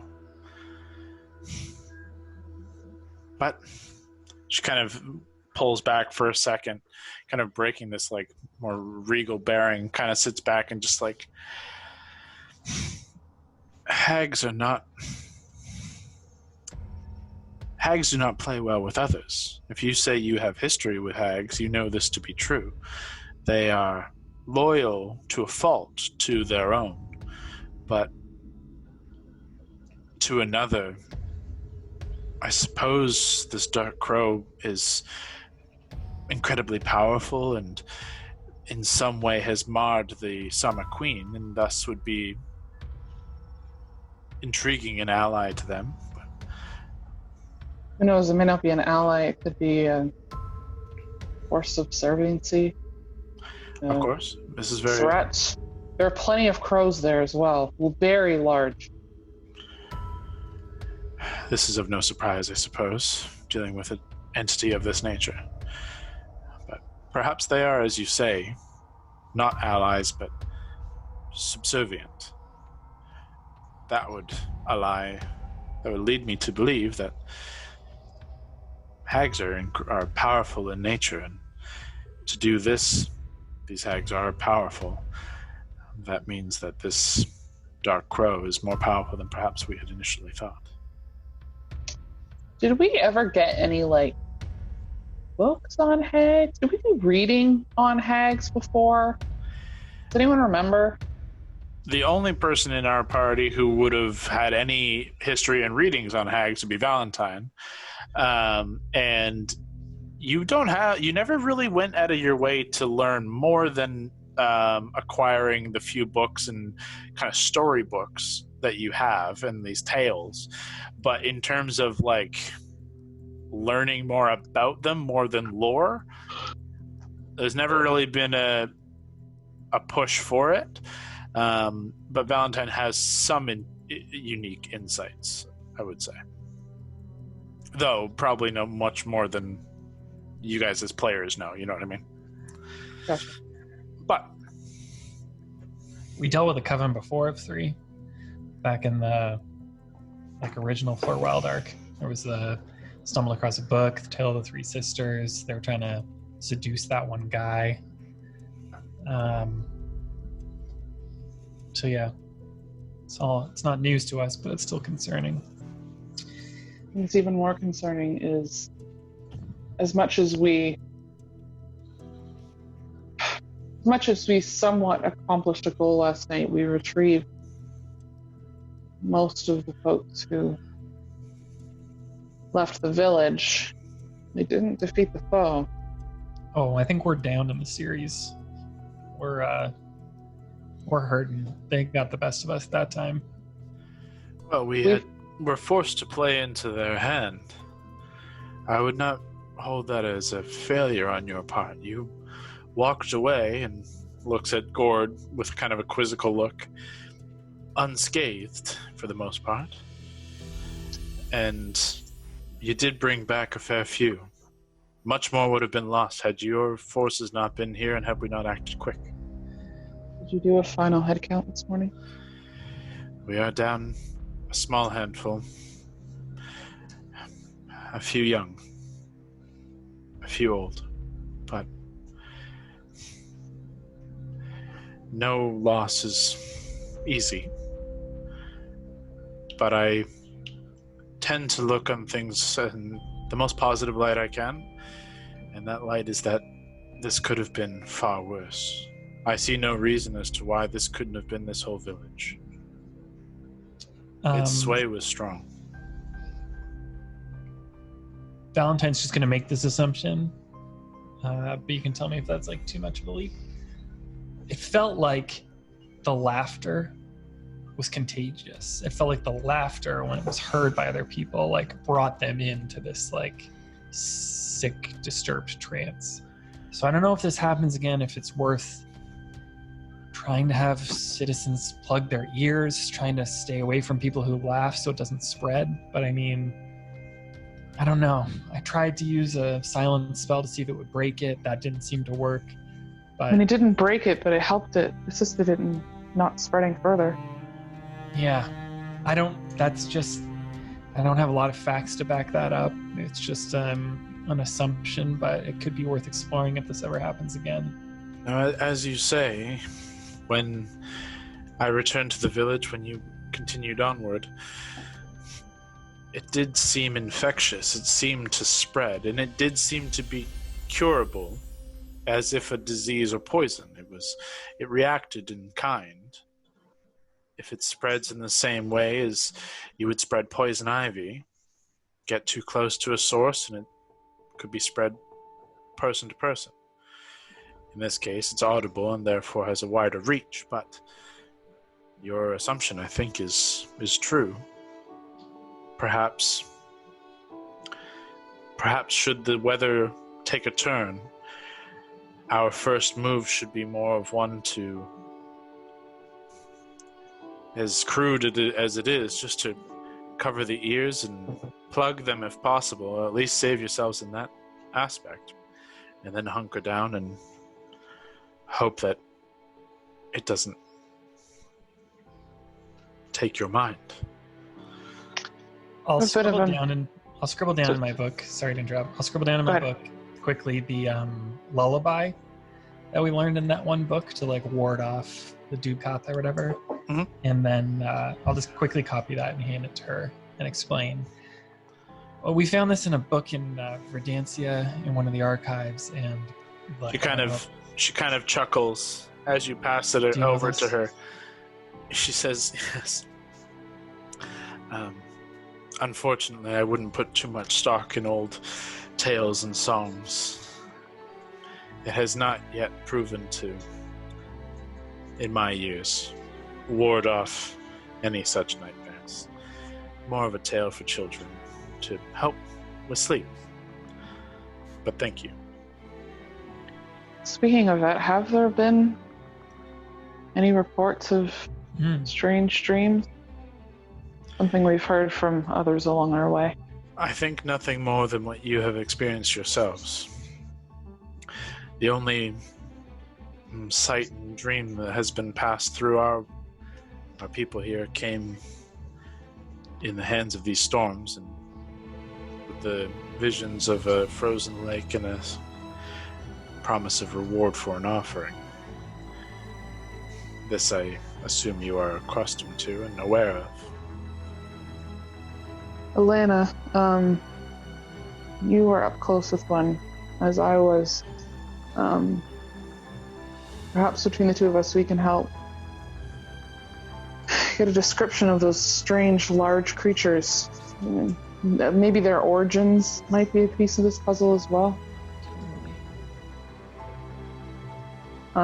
Just describe, I don't remember what you called them. I didn't write it down. The things that those giant-y-ish things. The like hag monster gross. The blobby things? Mm-hmm. The blobby things that like... The blobby monster. That screwed you up real bad. Yeah. Well, where do we go from here? Oh, actually, I know where we go from here. Dameron, I have a question for you. I feel like I have an answer. We've gotten close. I don't want this to overstate our bounds, but what do you know about the Warden of the Fae? The Warden of the Fae is a bit of a tale in itself. Said to be a person, a place, one that guards the Feywild and the Vale in kind. A chosen champion of the Summer Queen, of the Feywild itself, of the Wild Mother.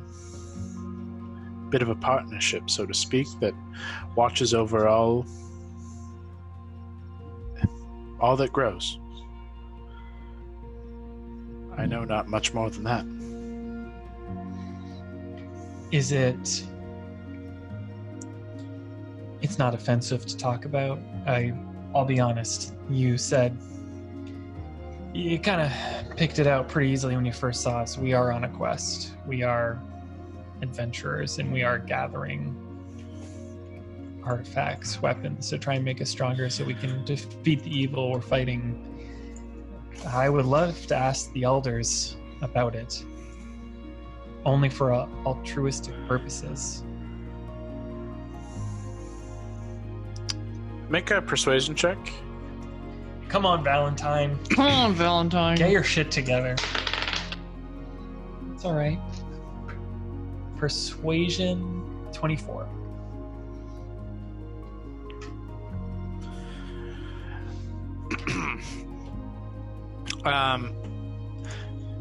She looks you over as you begin kind of talking of the importance of it.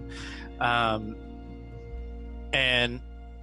Mary, you can tell she knows where this line of questioning is coming, and she's definitely dodging. She's, even in what she explained, she is either holding back more than she's letting on, or is hiding what it is she truly knows. And she looks to you and says,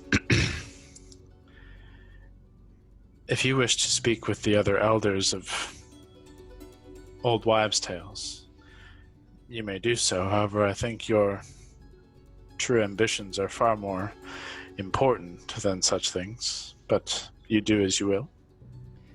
Listen, I just gave you a children's story to ward off evil. I'm all about Old Wives' Tales. That's fair. However, this is useless, and I would rather you use your time appropriately when speaking with some of the eldest of this realm, protectors of this forest, and ones who will, in a manner of speaking, hold your fate in their hands. It is not lightly you enter these woods, and not lightly you will leave without their blessing. I understand what this looks like. Bunch of fucking idiots coming in looking for toys, and I promise you that's not what it is. Wives' Tales have got us as far as we fucking have come so far. I'll gesture to my armor because I lost my cloak.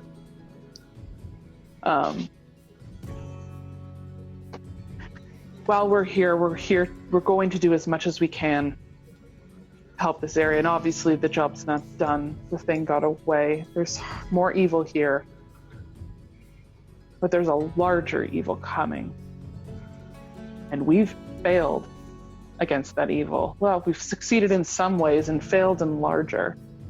And we're going to continue failing unless we follow every lead we have. And I understand if you don't want to, there's secrets you don't want to give a bunch of idiots. And I'm not going to push for them, but it's just something to think on. Make a persuasion check as well. Oh god, these are so bad. I'm going in, though. Ooh, I rolled a 15 total. Yes. Okay. Do you add anything to persuasion, or does it just... 1! Hey. She looks you over and looks across your group and says,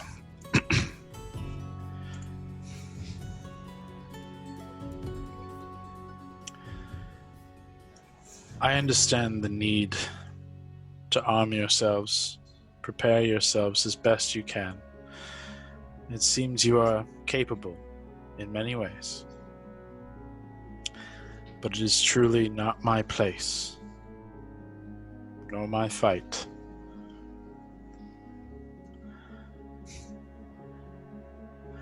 I wish there was more, and I could do. I wish I had more to offer. But in this pursuit,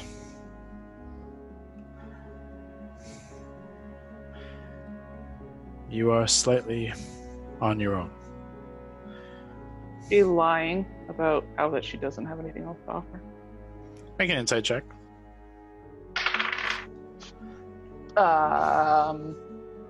27. She's choosing her words very carefully in that she is telling the truth. There's nothing she can do, but you gather that she wishes there were. Nice. Well, we appreciate your candor. I think admittedly our next steps now, first, see whatever comes back from these elders. Two, we need to pursue whatever this is because it's not going away. 3, Come on, but you mentioned tea. Do we have coffee here? Is there something stronger than this? I need so much caffeine. I could have someone fetch something, of course, but right here we only have tea. Well, Does this tea have A lot of caffeine in it? I disappointment. have been drinking it. There is a little bit of caffeine. It's not quite a punch as coffee has, but I've It's been a- drinking a lot of it. yeah, it's got some caffeine for sure. Should have picked up. It tastes really earthy, but like good. It's like earthy and sweet. She says, "Yes, of course we have to await the word of our elders, and they should be, truth be told, any minute now. There's no real reason why they would waste any time. Communications that quick. Can be in matters as important as this. I know there are faster, surely, but." Can we I ask can- a quick question about these elders? Is this elders of various different tribes, or are they secluded that kind of speak for you all? How does this hierarchy work? These are the elders of the Sylvan tribe. Each of our tribes has a set of elders and appointed in various ways. These are our 5. I being one. There are 4 others. I am admittedly one of the youngest and newest, but I am Fey-touched in my own way. I've earned my place among the ranks and hope that I provide something of use to them as well. Forgive my ignorance here. You mentioned the Sylvan Tribes. The Lindaran Tribes, that doesn't fall under you? That's a completely separate group? No, there are 5 tribes of the Vale. The Lindaran, the Valar, the Sylvan, the Noldor Enclave, and the other ones. I can't remember. I was so impressed. The other one. And the others, which we Sorry, don't speak of. Can you go through those again too? Lindaran, Sylvan. The Valar. Lindaran, Sylvan, the Valar, the Vanyar, which is why I always forget about them, because they're so similar to Valar, Vanyar, and the Noldor Enclave. Jesus. You named them. Noldor. Dude, I've Enclave? named a lot of shit. Yeah. I'm not gonna remember all of it. No, but I just love how you're blaming the fact they sound similar, and I'm like, that's only one person's fault. Well, there's a reason they sound similar. Okay, so I think I got them all. Thank you. Great. But each are governed in some manner by their own elected, appointed elders, and admittedly, the Sylvan tribe holds the greatest sway over the forest itself, and over the people as a whole, so to speak. The Lindaran, Vanyar, Valar, and Noldor Enclave are much smaller in size, though strong in their own wills. Are we near the Lindaran at all? Where's the Lindaran Sylvan? are somewhat separate from the Vale as a whole. The Lindaran are to the west, on the opposite banks of the Turinalda. My sister's with them. So I've heard. Francis has told me she is wed to young Elias, and that's wonderful news. But they're separate from our tribe. We have not had much dealings with the Lindaran in several years. They, truth be told, along with the Noldor Enclave, practice much more of the arcane arts, and which are somewhat shunned within the Sylvan, relying much more on the natural order. Francis is still here, right? Mhm. When we came in, did they look like chummy or like tense or like there's actually conversation flowing? Like what's their vibe? It looked Between like the two of them. it looked like peaceful political discussion, just like Okay. it seemed fine. He seemed unnerved before seeing you all enter safe and sound, and that washed away immediately. But he seems to have already satisfied like his side of things and is content to sit back and allow you the chance to discuss, and it has just kind of quietly been listening and pondering. But you imagine he's waiting on the word of the elders before anything really changes for him. All right, well, if we're waiting on these elders, what should we do in the meantime? Hopefully it will not be much longer, but you are permitted to do as you wish within our borders. Mondo, have you shadowboxed yet this morning? I was shadowboxing right in front of you, and you didn't even notice. That is how quick I am. You're getting good at that now. Yeah.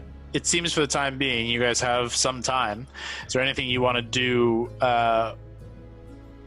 while waiting, essentially? Actually, take a long rest on my sheet. Smart. Speaking of characters, actually, Brock, I also want to. I don't remember if I don't think you ever responded when I sent you the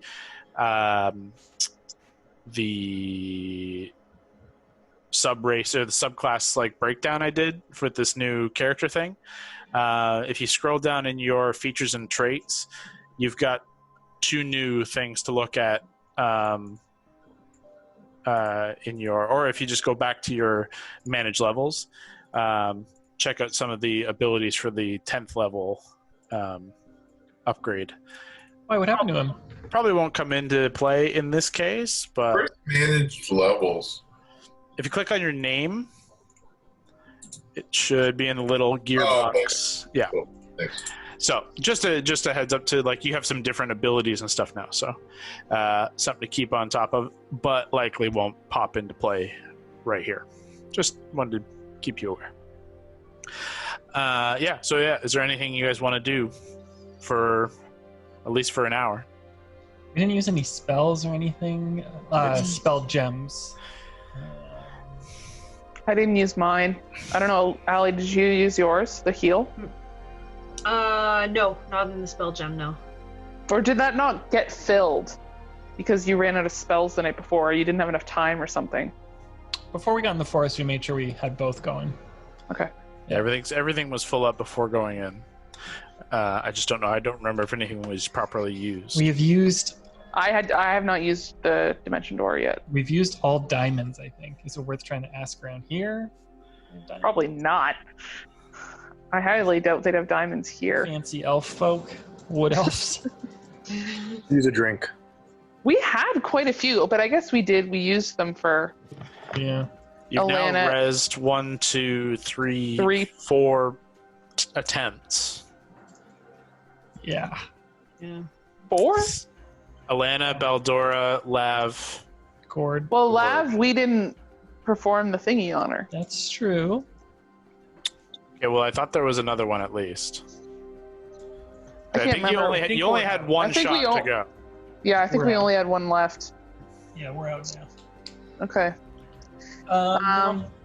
For me, no. I would go see Fern, make sure he's good. Have some coffee. Oh yeah, Alana, you have to check on the key. Yes, I'll go ahead and see him now. You swing down to where Keith has been kind of stabled, and he is kind of just like chilling. He has been well fed, very happy. The elves there are kind of taking care of him and are kind of there's a small group around him that are kind of marveling at his size, and some of the younger elves are kind of playfully, dancing around him. You gather that they do not get to see these kinds of creatures around here very often. Oh my god, you could do like one of those it'd be less sad, but at like fairs, how they have like the little pony rides Oh, for all the little kids. yes. Oh. Okay, he's gonna do that. Yeah. And he can do tricks too, so I'll show him like Give me your hoof. And he goes, Just- can you count? he goes through the whole number to much glee from the children, and actually some merriment from a lot of the adults. That like these people love animals. This is just a lovely entertainment for them, especially after a pretty dark night. But an hour passes, a second hour passes, a third hour passes, and as dawn turns well until mid-late afternoon, there's still no word from the elders. Francis is kind of growing impatient and has not really left this meeting room area. And as you guys have kind of come and gone, made your way back and forth, Dameron is kind of about the village doing her thing. Every now and again, she kind of checks in with Francis or with one of you, with kind of like a apologetic shrug that's kind of out of her control. And soon enough, afternoon turns to evening. The sun begins to set once more, and as it does, you can see and feel tension growing quickly across the village once more. There is a dinner that is provided, same as it was the night before. It's quite not as big a spread. There was not quite as much a hunting party that went out, but it's a banquet style meal. It seems this is the style here. But there's definitely no merriment. There is eat and then retire into quiet and quickly dimmed homes for the evening. And as the night descends into actual proper nighttime, it is eerily quiet through Auvergne. You hear the chirps of various creatures off in the woods and hooting of owls. And as night kind of takes its place, you see the torches lit around the exterior of the city, and the rangers going about their nightly kind of watch. Dameron stands at the balcony, kind of looking out over the village with her hands behind her back, kind of fidgeting slightly. Can I lean in to marry someone? Is this at all concerning that it has taken all fucking day? I don't like it. We can't waste time. We're on a timeline and beyond that. Either they're pissed about this, or the message didn't go through. I know. And neither of those things are good. What was that, Elena? No, yeah. I was going to say the same thing, yeah. I'll try and walk over to Dameron, just stand beside her stoically. She tilts her head slightly as you approach. She doesn't say anything. Just continues looking out over the city, out over the village. Should we be worried? I think not. The elders are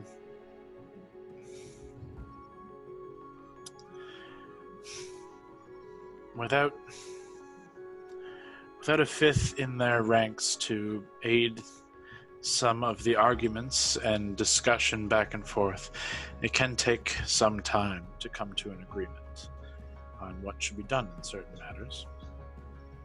I had hoped my testimony, so to speak, of the grave and importance of this move would spurn things along a little faster. But perhaps they know something we don't, or perhaps my word doesn't go quite as far as I had hoped. There will be a response, at the very least, I assure you of that.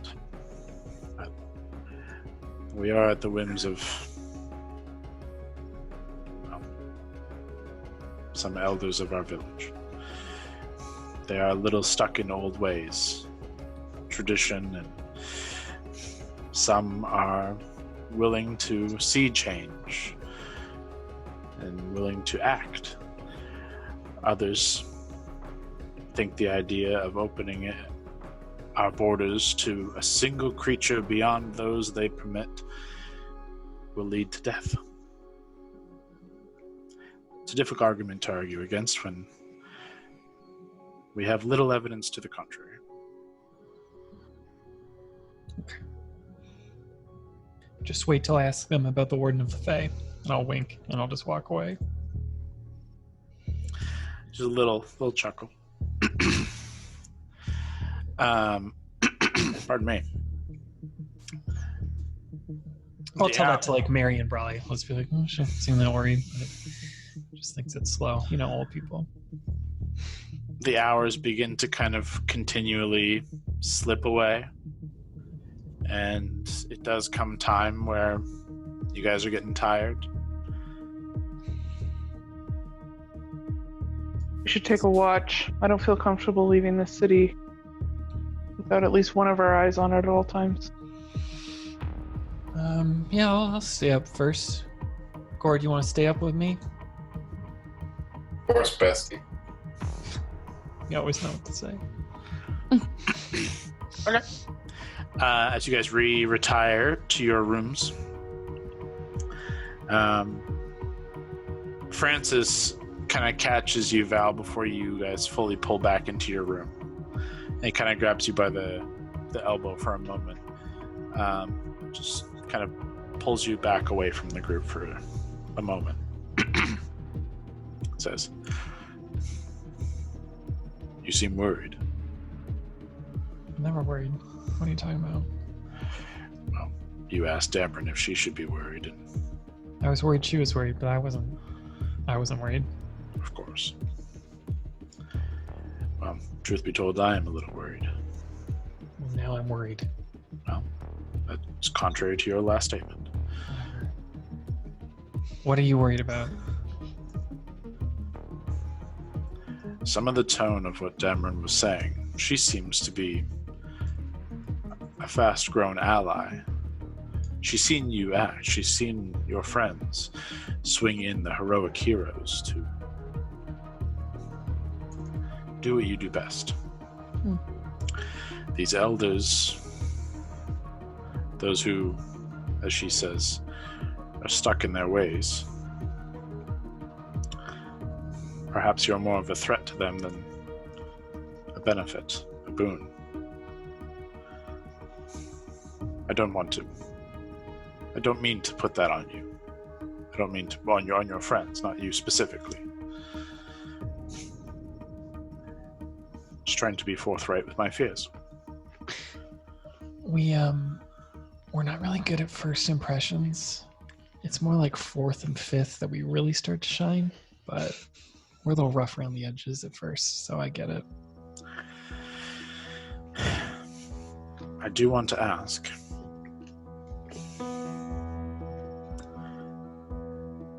how will you and the Wildcards react if their decision is to send us home?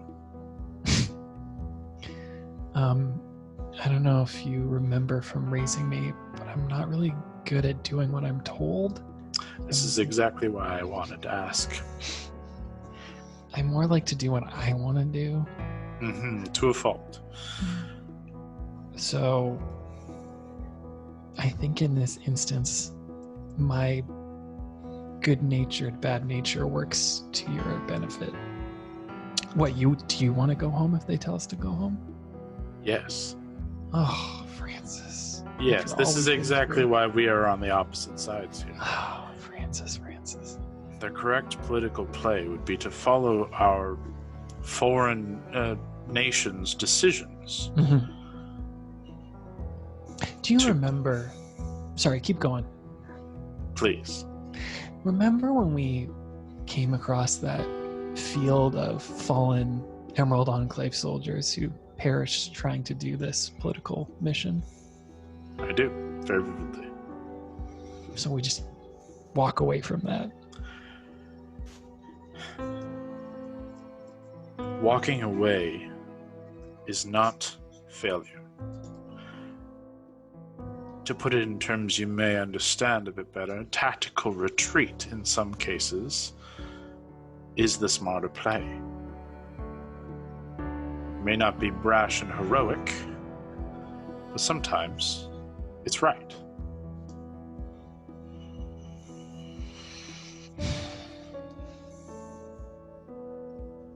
This may shock you, but I rarely know what I'm going to do next. I usually just try and follow my heart, try not to break others along the way, and kind of just pick up the pieces after that. If it makes sense, we'll do a tactical retreat, but that's only for your mission. We have other things, even more important things than this, that we can't waver from. There are forces moving here that we have to defeat.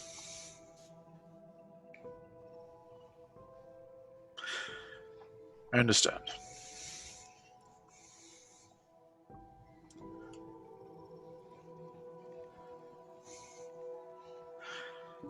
Perhaps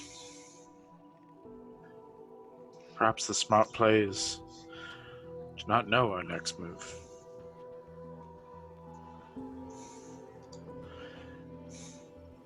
I'm very good at not knowing. You've given me much to think about. We should hold her hostage. Just closes his eyes and shakes for a second, composes. That was a joke. I was joking. Was I? Sleep so. well. Sleep well, Valentine. And he turns away. And I'll just quietly whisper, Dad, under my breath, and walk away. What was that? Nothing. I was coughing. Of course.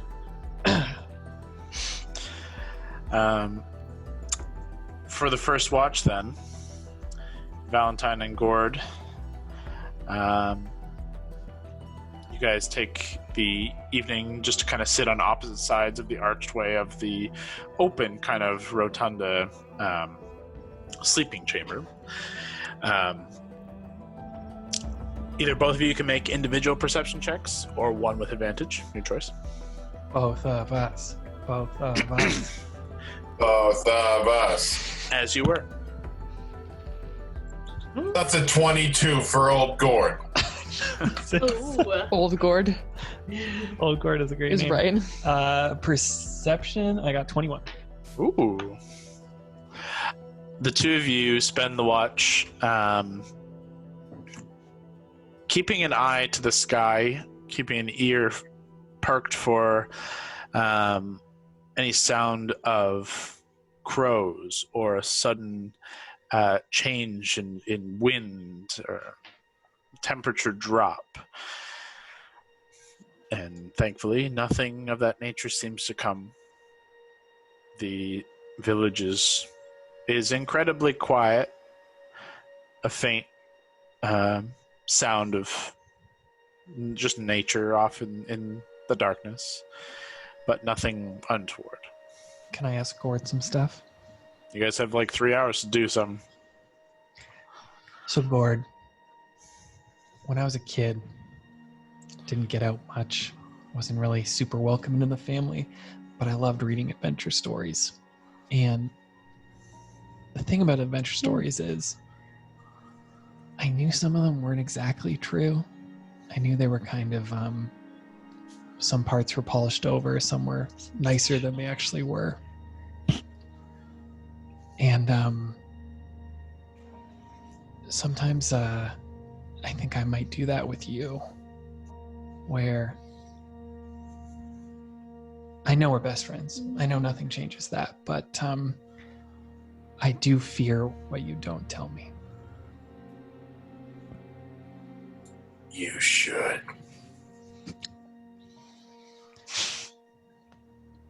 Listen, it's you and me to the end of the line. We ride together, we die together. But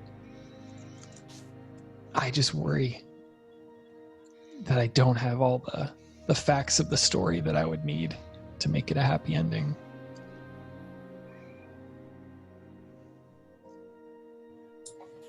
Well, that's unfortunate for you. I just don't want it to be unfortunate for you. That's all. Don't worry about me. All right. I'm glad you're back. Seriously. I wish you could have seen yourself with no chest, though. You would have thought it was awesome. I never left. I know. And I'll just tap my heart. All right. Well, I think we're pretty much done here on our watch. Who should we wake up next? Hondo. Okay, why don't we do Hondo and Mary, because I don't trust him. Perfect. All right, I'll go wake up Mary.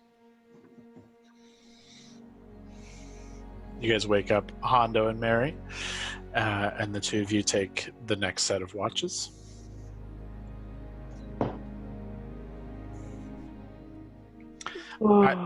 Either you can roll perception individually or one with advantage. You roll, Mary. I'm going. I was in character at first. I'm going to shadow box for a bit. You keep a lookout. I got to do some fighting. Oh God, I was just about to be like, Kev, your perception's pretty good. It's not how we roll. If he's not shadow boxing, I'm assuming I don't get advantage. Oh, I rolled okay. No, I'd still give you advantage on the roll. He's shadow boxing for like part of the time, but like the perception check is like an all-encompassing like 3-hour thing. I rolled a 16 and a 17 on the dice. 1 second, I just can never remember what my perception is. It's a 6, so what's that? 23? Yep. 17 plus 6. Same as previous watch. As I was saying, you keep eyes, ears, nose, all of it to the expectation that another winter storm may be on its horizon. With it, this potential cackling laughter. And you wait every crack in the darkness, every quick gust of wind kind of catches your breath for a moment before nothing passes and nothing seems to come.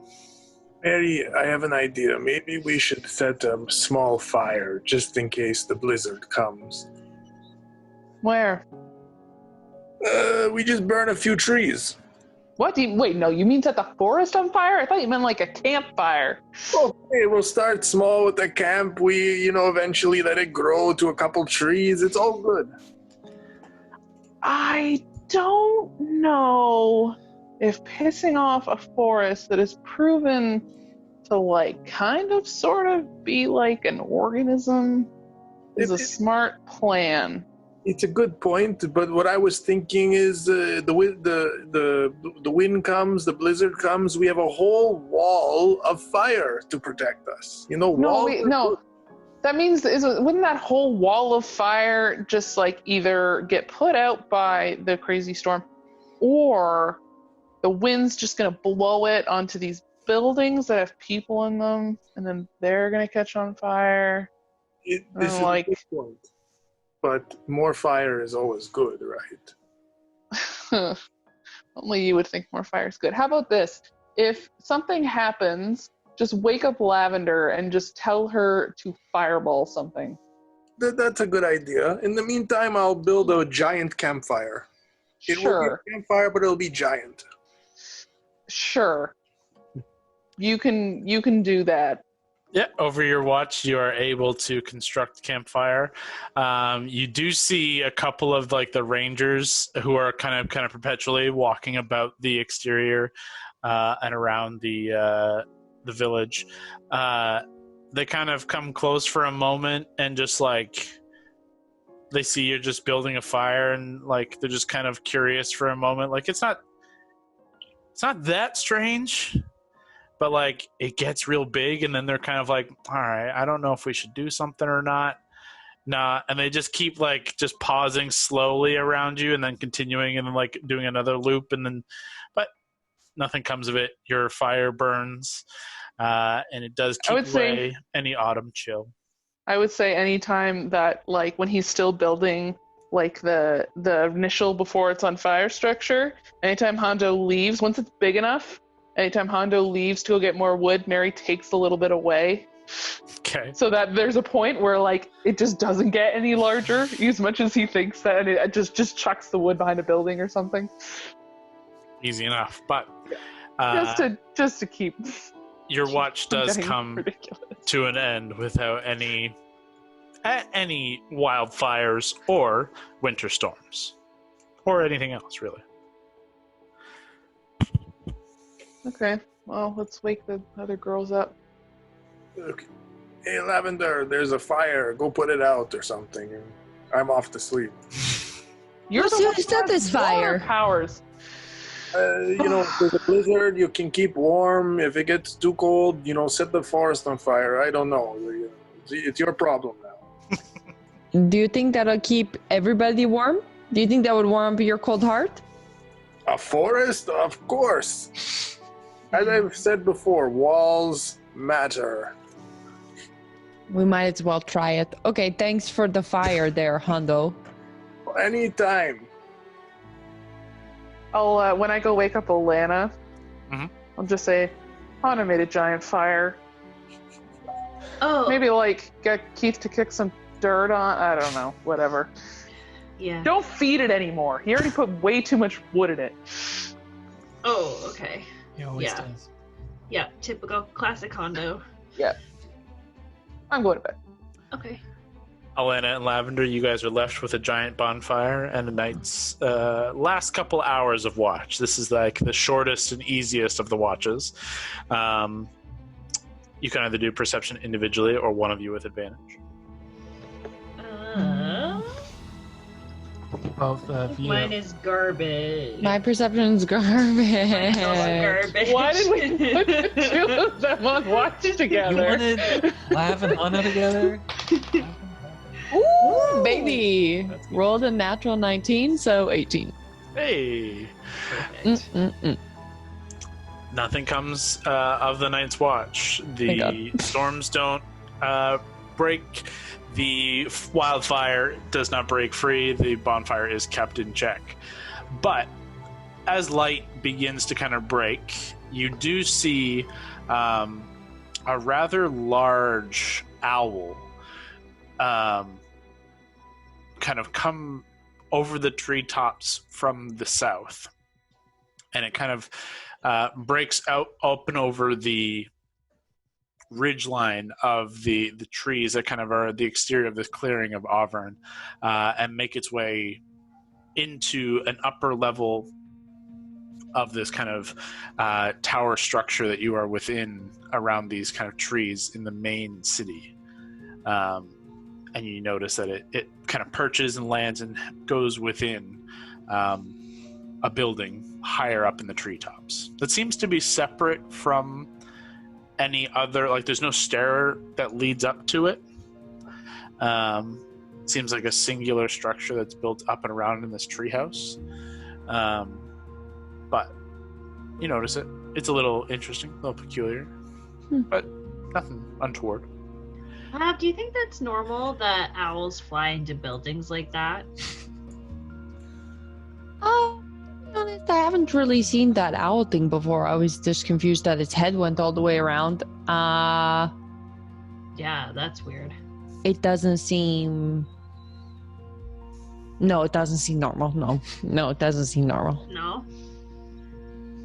I just had needed some time to decide whether I thought that was normal.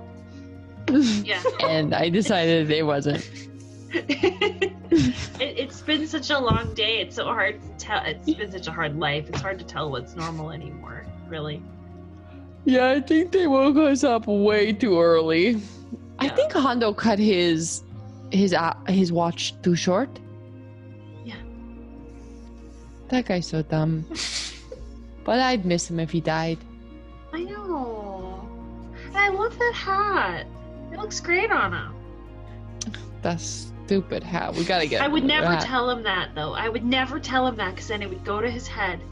It would, and then his head would be too big for his hat. Hey, maybe we should tell him.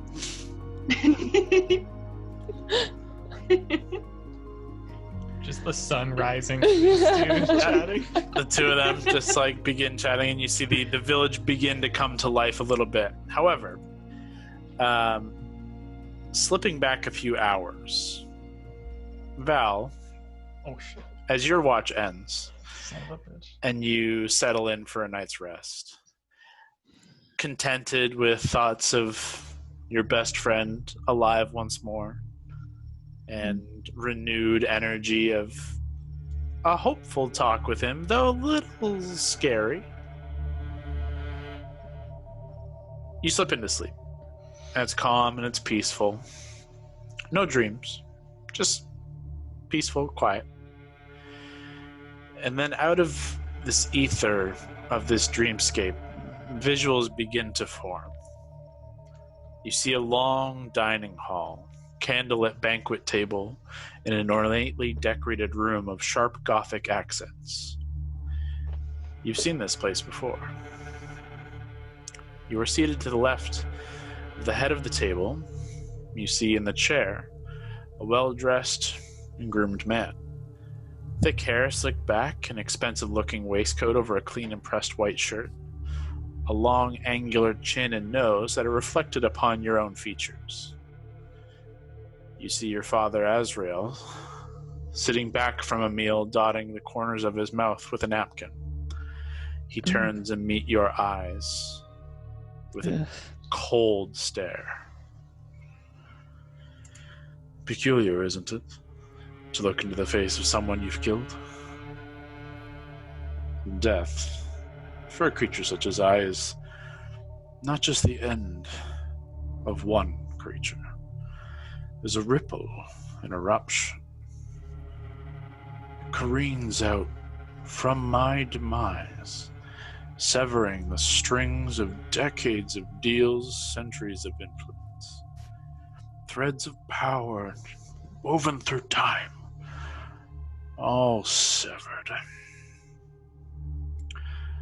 A future crafted with care for you, Valentine. Thrown away. Do you feel any remorse? Not a shred of guilt? I'm just so happy I broke your heart. It's pathetic, truly. So short-sighted. But I suppose I can't be surprised. You would rather be blind in the light than free in the dark. He just kind of cocks his head to stare at you.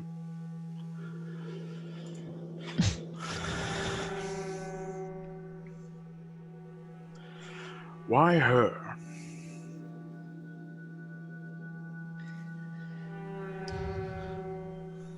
Because she's the light. She's warmth. She reminds me of my mom, and that's really the first and only thing I truly hold on to as a foundation of love. I wonder, do you ever listen to the words that pour out of your fool mouth? The words of a child calling for your mother. It was not sheer happenstance you found her light. You and others like you through time have been her conquest. Rooting you out has long been her purpose. To entice you with power and the promise of more, only to snuff you out when the time suits her. Keeping you blind to all but her beauty and power. Not letting you see the blood on her hands, the wickedness behind that beautiful mask. Did you never ask why you were chosen? why she would look upon you and see the evil in your blood, but grant you light. I'll just like shift in my chair. Just lucky, I guess. Luck had nothing to do with it, boy. From birth, you had a red mark on you. A black mark, even. She knows your nature, and yet you know nothing of hers. I could show you, if you wish. What do you know about the Dubkath, though? A wide grin splits his face, and his form kind of shifts and ripples. He stands, and a new form stands before you. Tall and dark, face shrouded in shadow, turned away from you. He strides around the table as the whole room around you shifts and breaks. The walls dissolve away, the table crumbles to dust, the candlelight is replaced by the twilight of night. Your chair sits now in a lush forest as the figure walks a few paces before you, then pauses, turns back with its shadowy figure, and beckons ahead towards you with a nod to follow. You see the clothes have shifted in its transition too. Dark black leathers, a heavy mantle of black cloth. It's layered around the shoulders and trails behind as a full cape.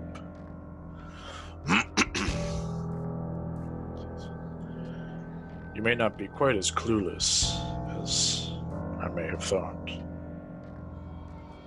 You know my name. I know yours. I know your origins. You may have an inkling of mine.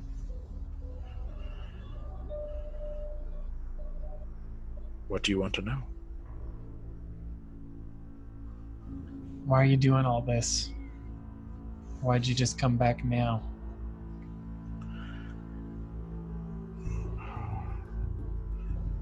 Truth be told, less of my wills, more of set loose.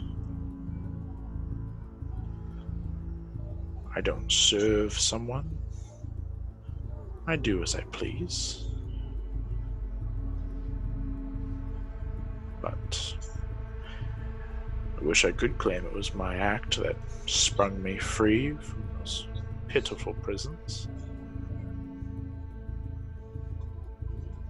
But maybe I'm lucky, I guess.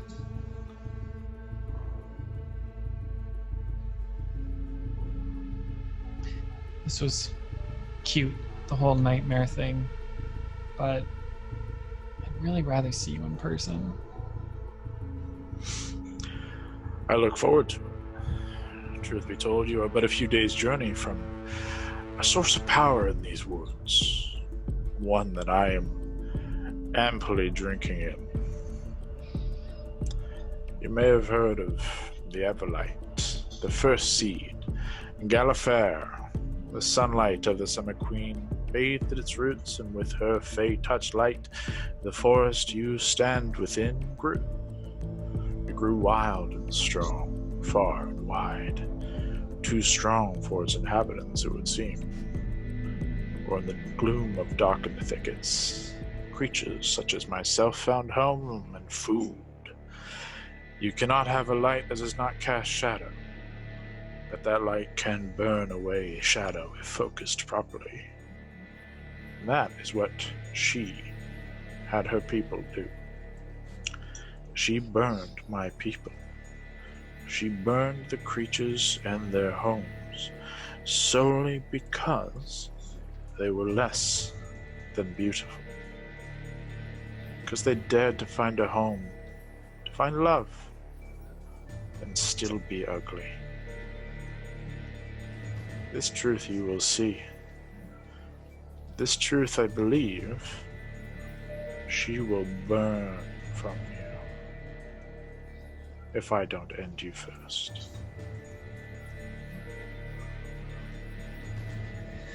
Well, I can't wait to disappoint you. You have been such a disappointment thus far. To disappoint further would be almost impressive. If I've learned anything from my two fathers, it's never underestimate me to disappoint you. Well, perhaps an uncle will teach you something more. I will see you soon, son of Shadow. Come to Gallifrey. Step through her veil. I will show you her true nature. Can't wait. You don't see a grin, but his form kind of just slowly shifts away, and you are left in this forest for a while. Quiet, dark, a little creepy, but ultimately it fades away. And you come to consciousness the following morning.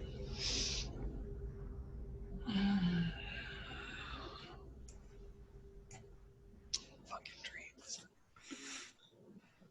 The rest of you wake up. Long rest achieved. The day is yours.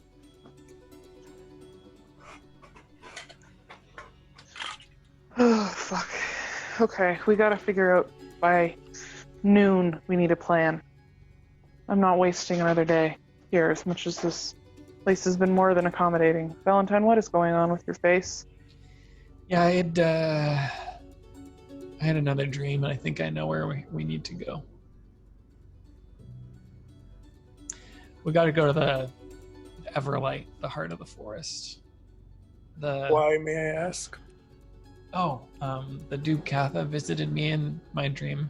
He might be my uncle or somehow distantly related. And he kind of like taunted me by mocking my patron. So I feel like I want to have another conversation with him.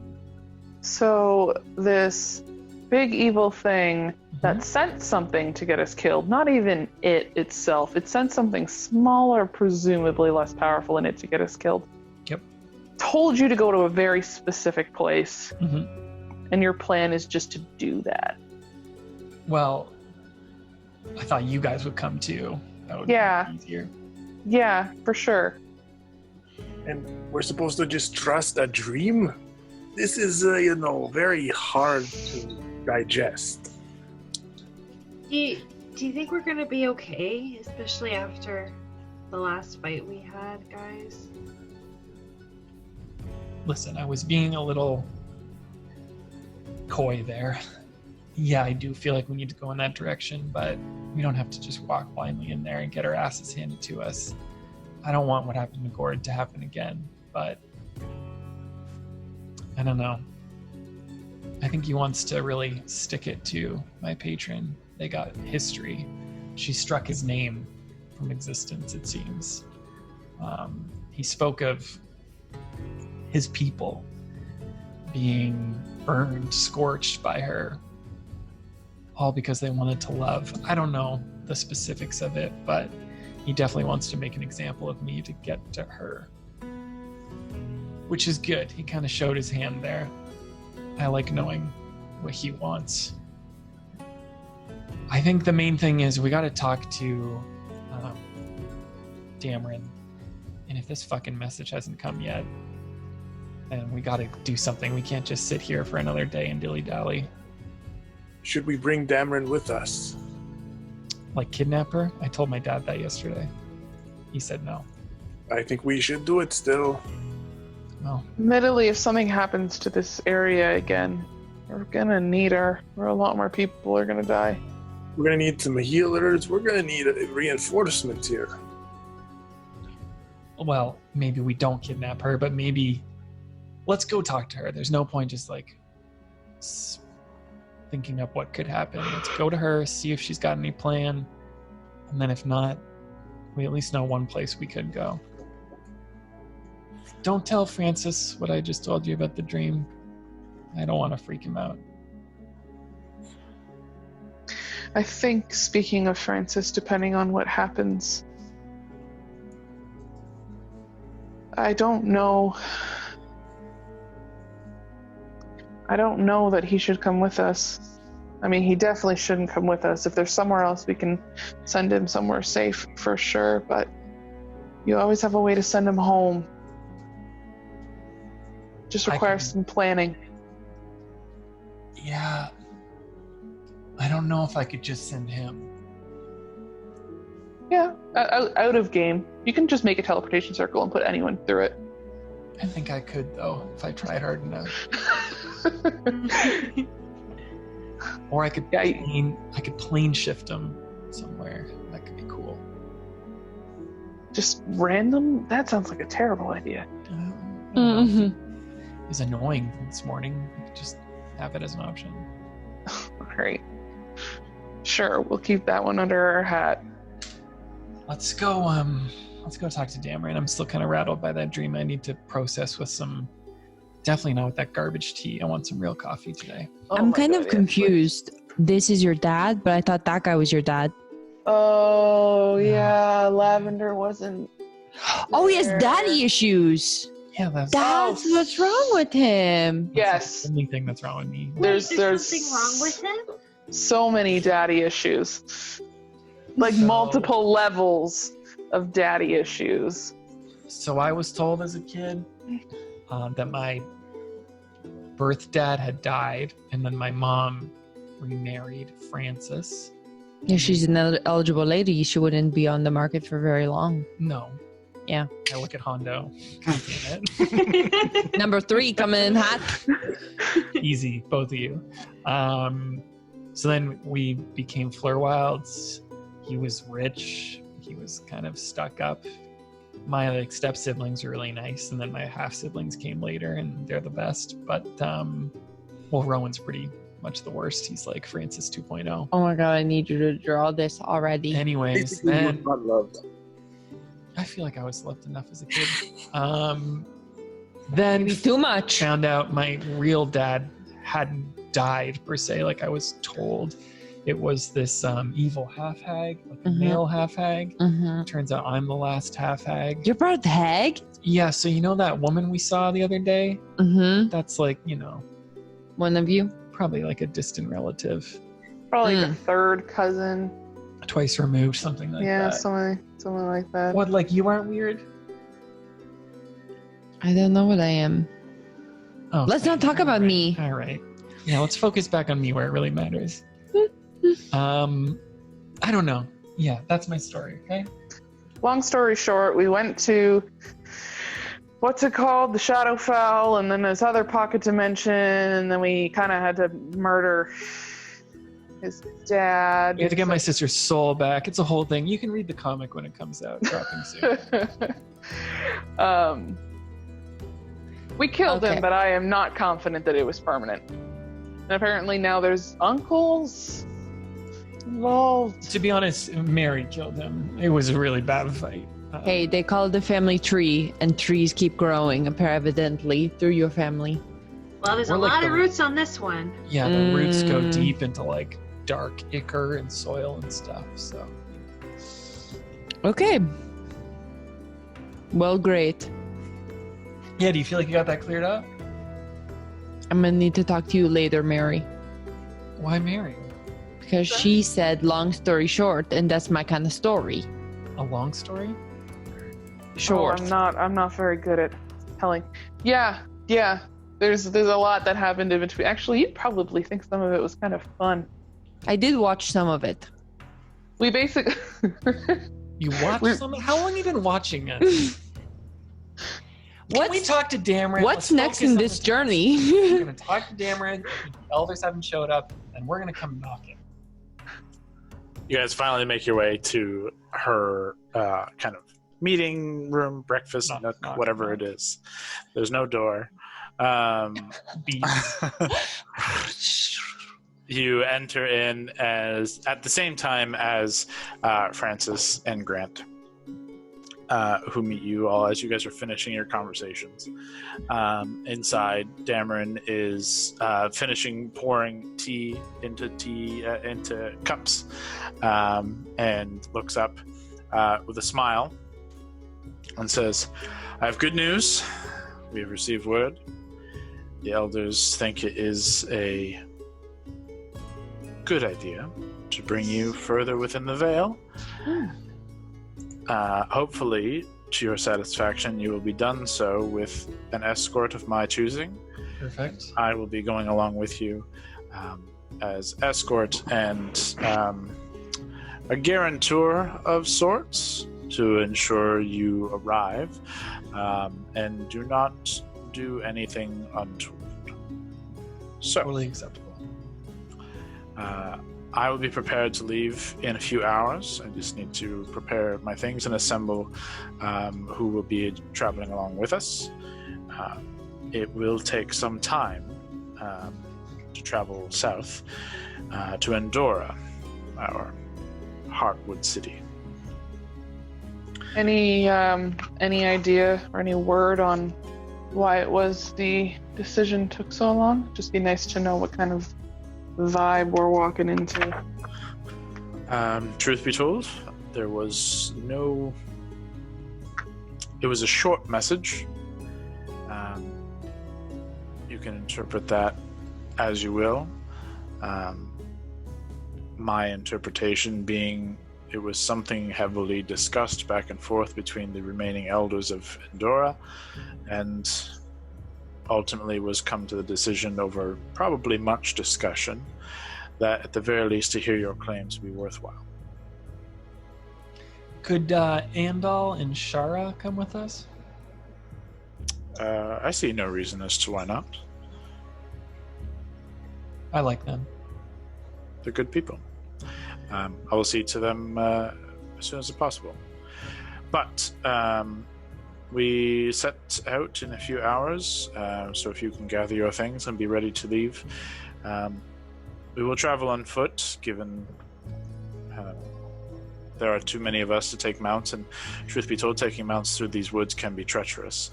It is far easier just to go by foot. As I said, it will take us a number of days to reach our goal. But if you follow my direction and my path, we should not stumble into any, if any, remaining gloom crossings and make our journey safely, soundly. Deal with what happens there. Where are we headed to exactly? Endora. Okay. The Heartwood.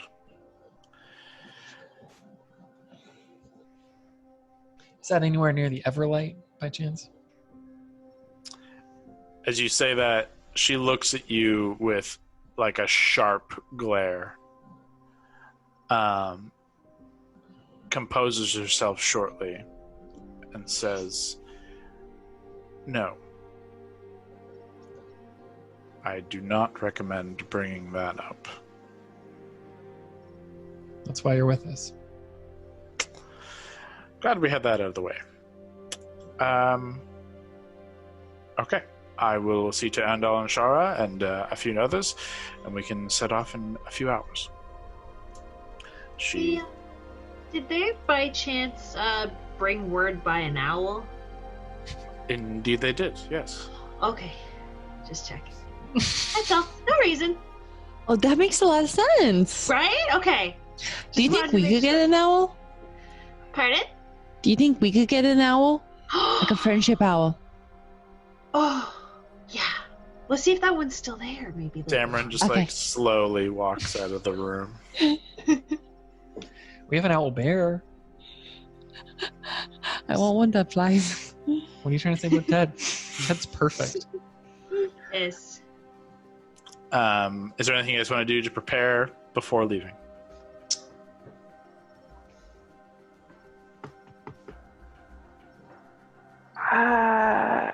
Do they have any like rations and shit we can bum off people just to help buffer our supplies? I feel like we And gotta if not, share I'm not that. gonna push hard about it.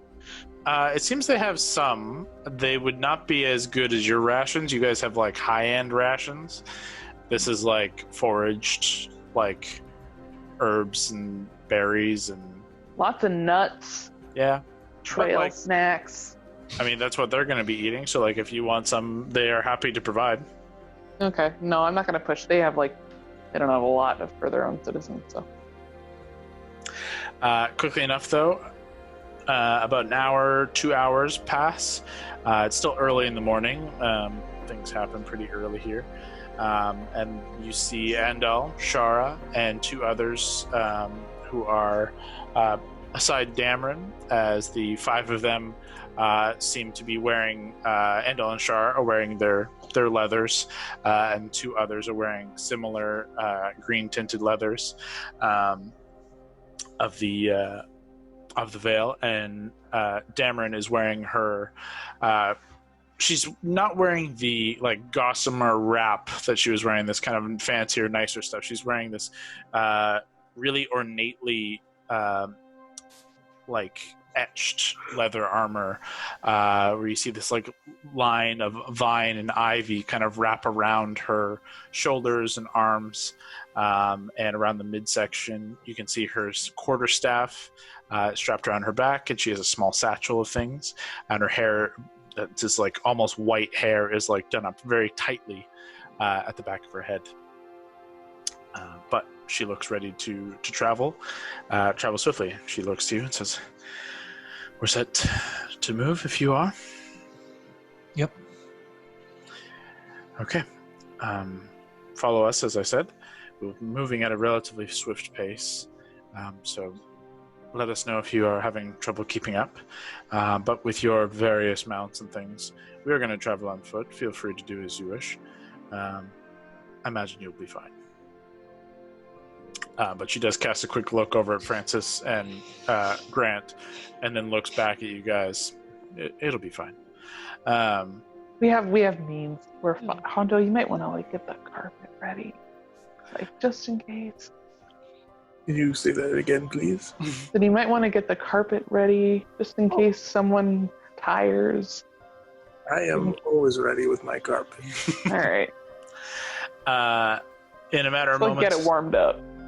you guys are setting off through the Vale, out of Auvergne, and down a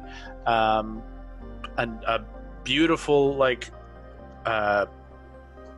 what would be like a roadway, like this wide pathway that you were not presented on your path through the woods previously.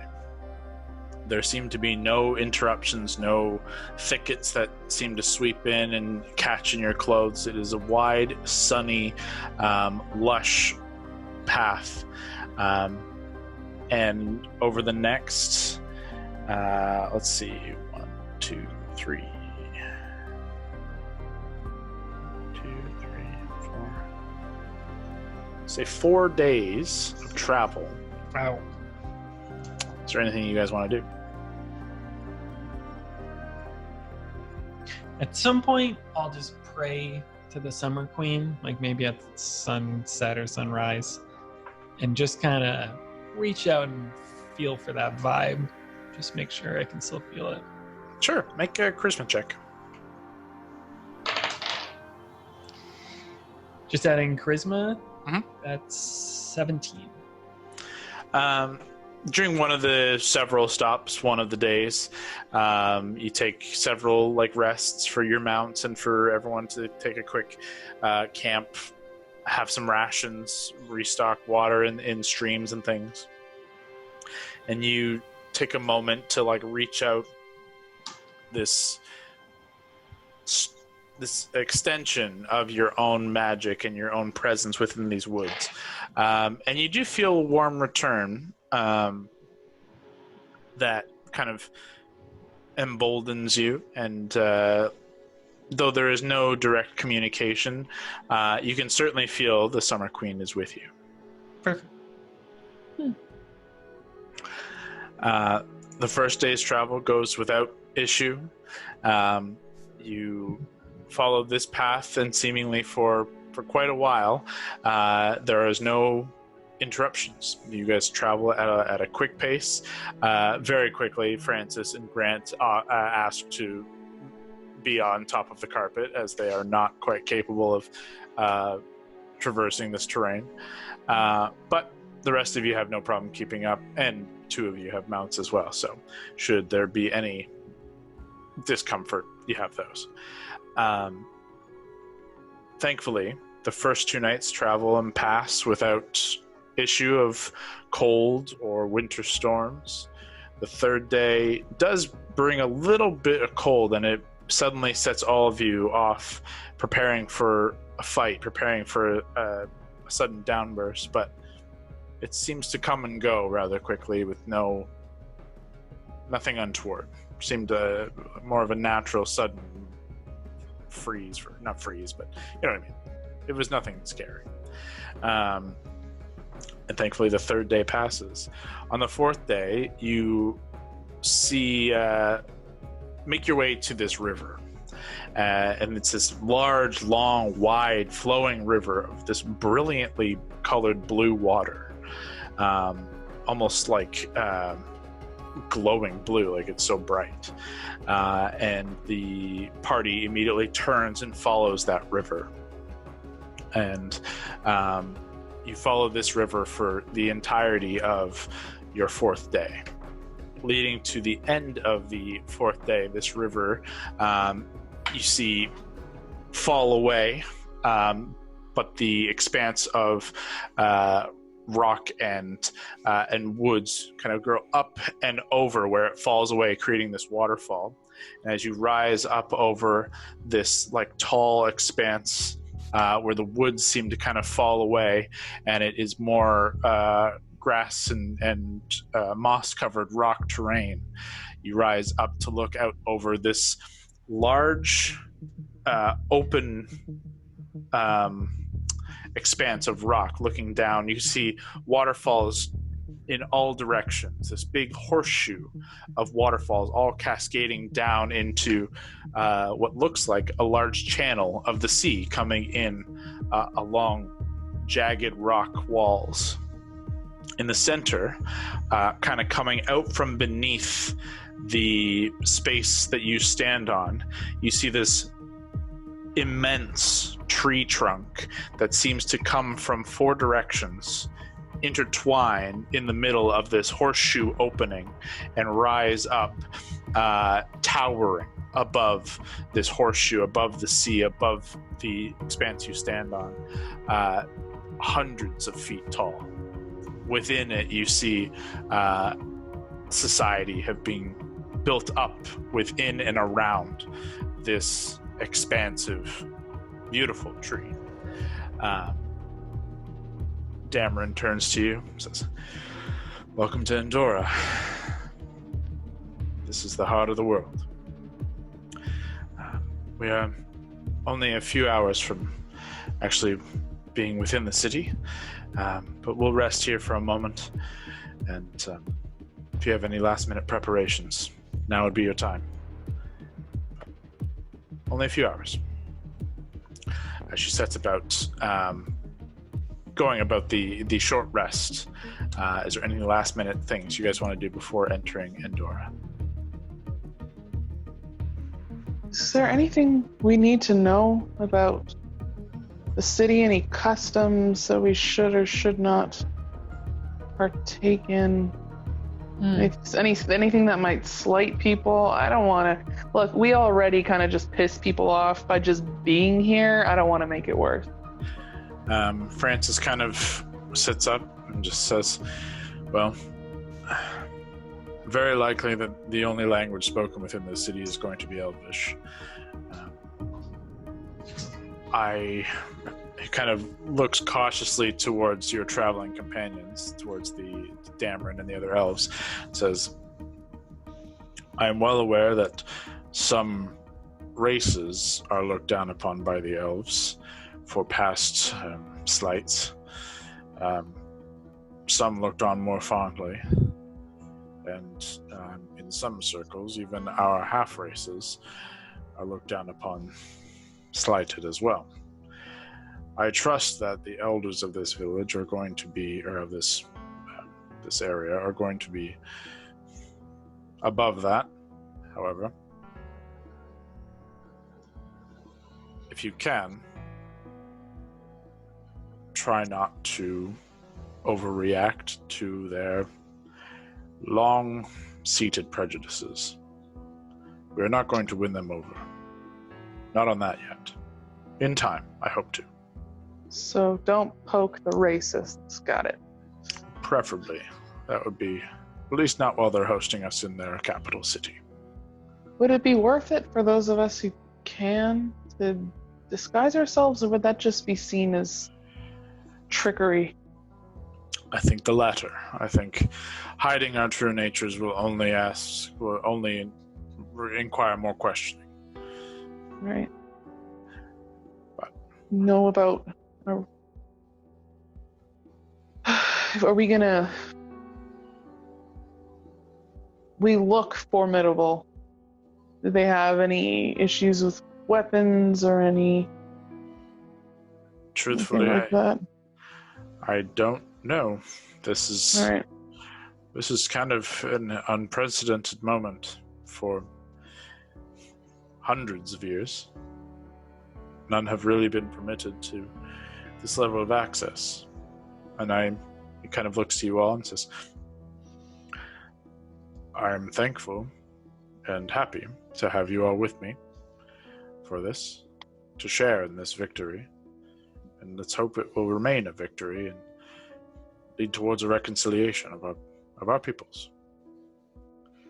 Let's just follow Dameron's lead. Let her do some of the talking, and then we'll just speak when prompted to. I think that is ultimately wise. I'll try to get a bead on as many reactions as I can. See what's going over well, what's not. Pass that along when I can. Hondo, I heard about the other night. Maybe try not to talk about burning the forest down a lot while we're here. Look, I'm a friend of the forest. I'm a friend of nature. But if it slights me, I'm just going to fight back. I understand. The forest, I respect it. But if it treats us badly, I will burn it to the ground. Every last fucking tree I will burn till it is all ash. Okay, That's so funny. I was right about to be like, how do you fight a forest? But yeah, you burn it down. Then you're I a will man fill full of the ground, answers. and I will fill the ash in the ground, and then I will salt the ground so no forest can grow again. So they better be warned. Don't turn me into an enemy. Hondo, as you finish your tirade, an arrow just it's right beside your hand, right in between your two fingers, and you look over and you see the 5 elves who are your guard, all just glaring pretty angrily. Though I'm glad you got that out of your system. I look at them and I'm like, I don't think they missed on purpose. Yeah, I was prepared to do that. Actually, wait. I think they did miss on purpose. That's what I meant to say. You talk now. You want me to talk? Yep. Yeah, okay. Understood. Maybe just put a pin in that one. I'm good now. I'm good. Okay. Got it out of his system. Dameron, Sometimes you just gotta let him run him for a bit, you know? Tucker himself out. He's fine now. Yeah. Dameron rouses you all as her crew has finished their rest. They're ready to move. And she leads you around this horseshoe for another hour of kind of travel back down this ridge and up and around in this more rocky terrain. And leads you around to one side where one of the trunks of this tree that has seemingly grown up and out of the rock itself somehow from beneath the edge has risen up the side of the rock face and then across to create this natural wide almost root bridge. And she meets there's a couple of elves at this end of the root bridge, and you can see they are wearing similar leathers and are kind of cautiously watching as you approach, though they are astride these beasts that you have certainly seen before. They sit atop, or not seen before necessarily, but seen similar ones. These half horse, half eagle hippogriff creatures.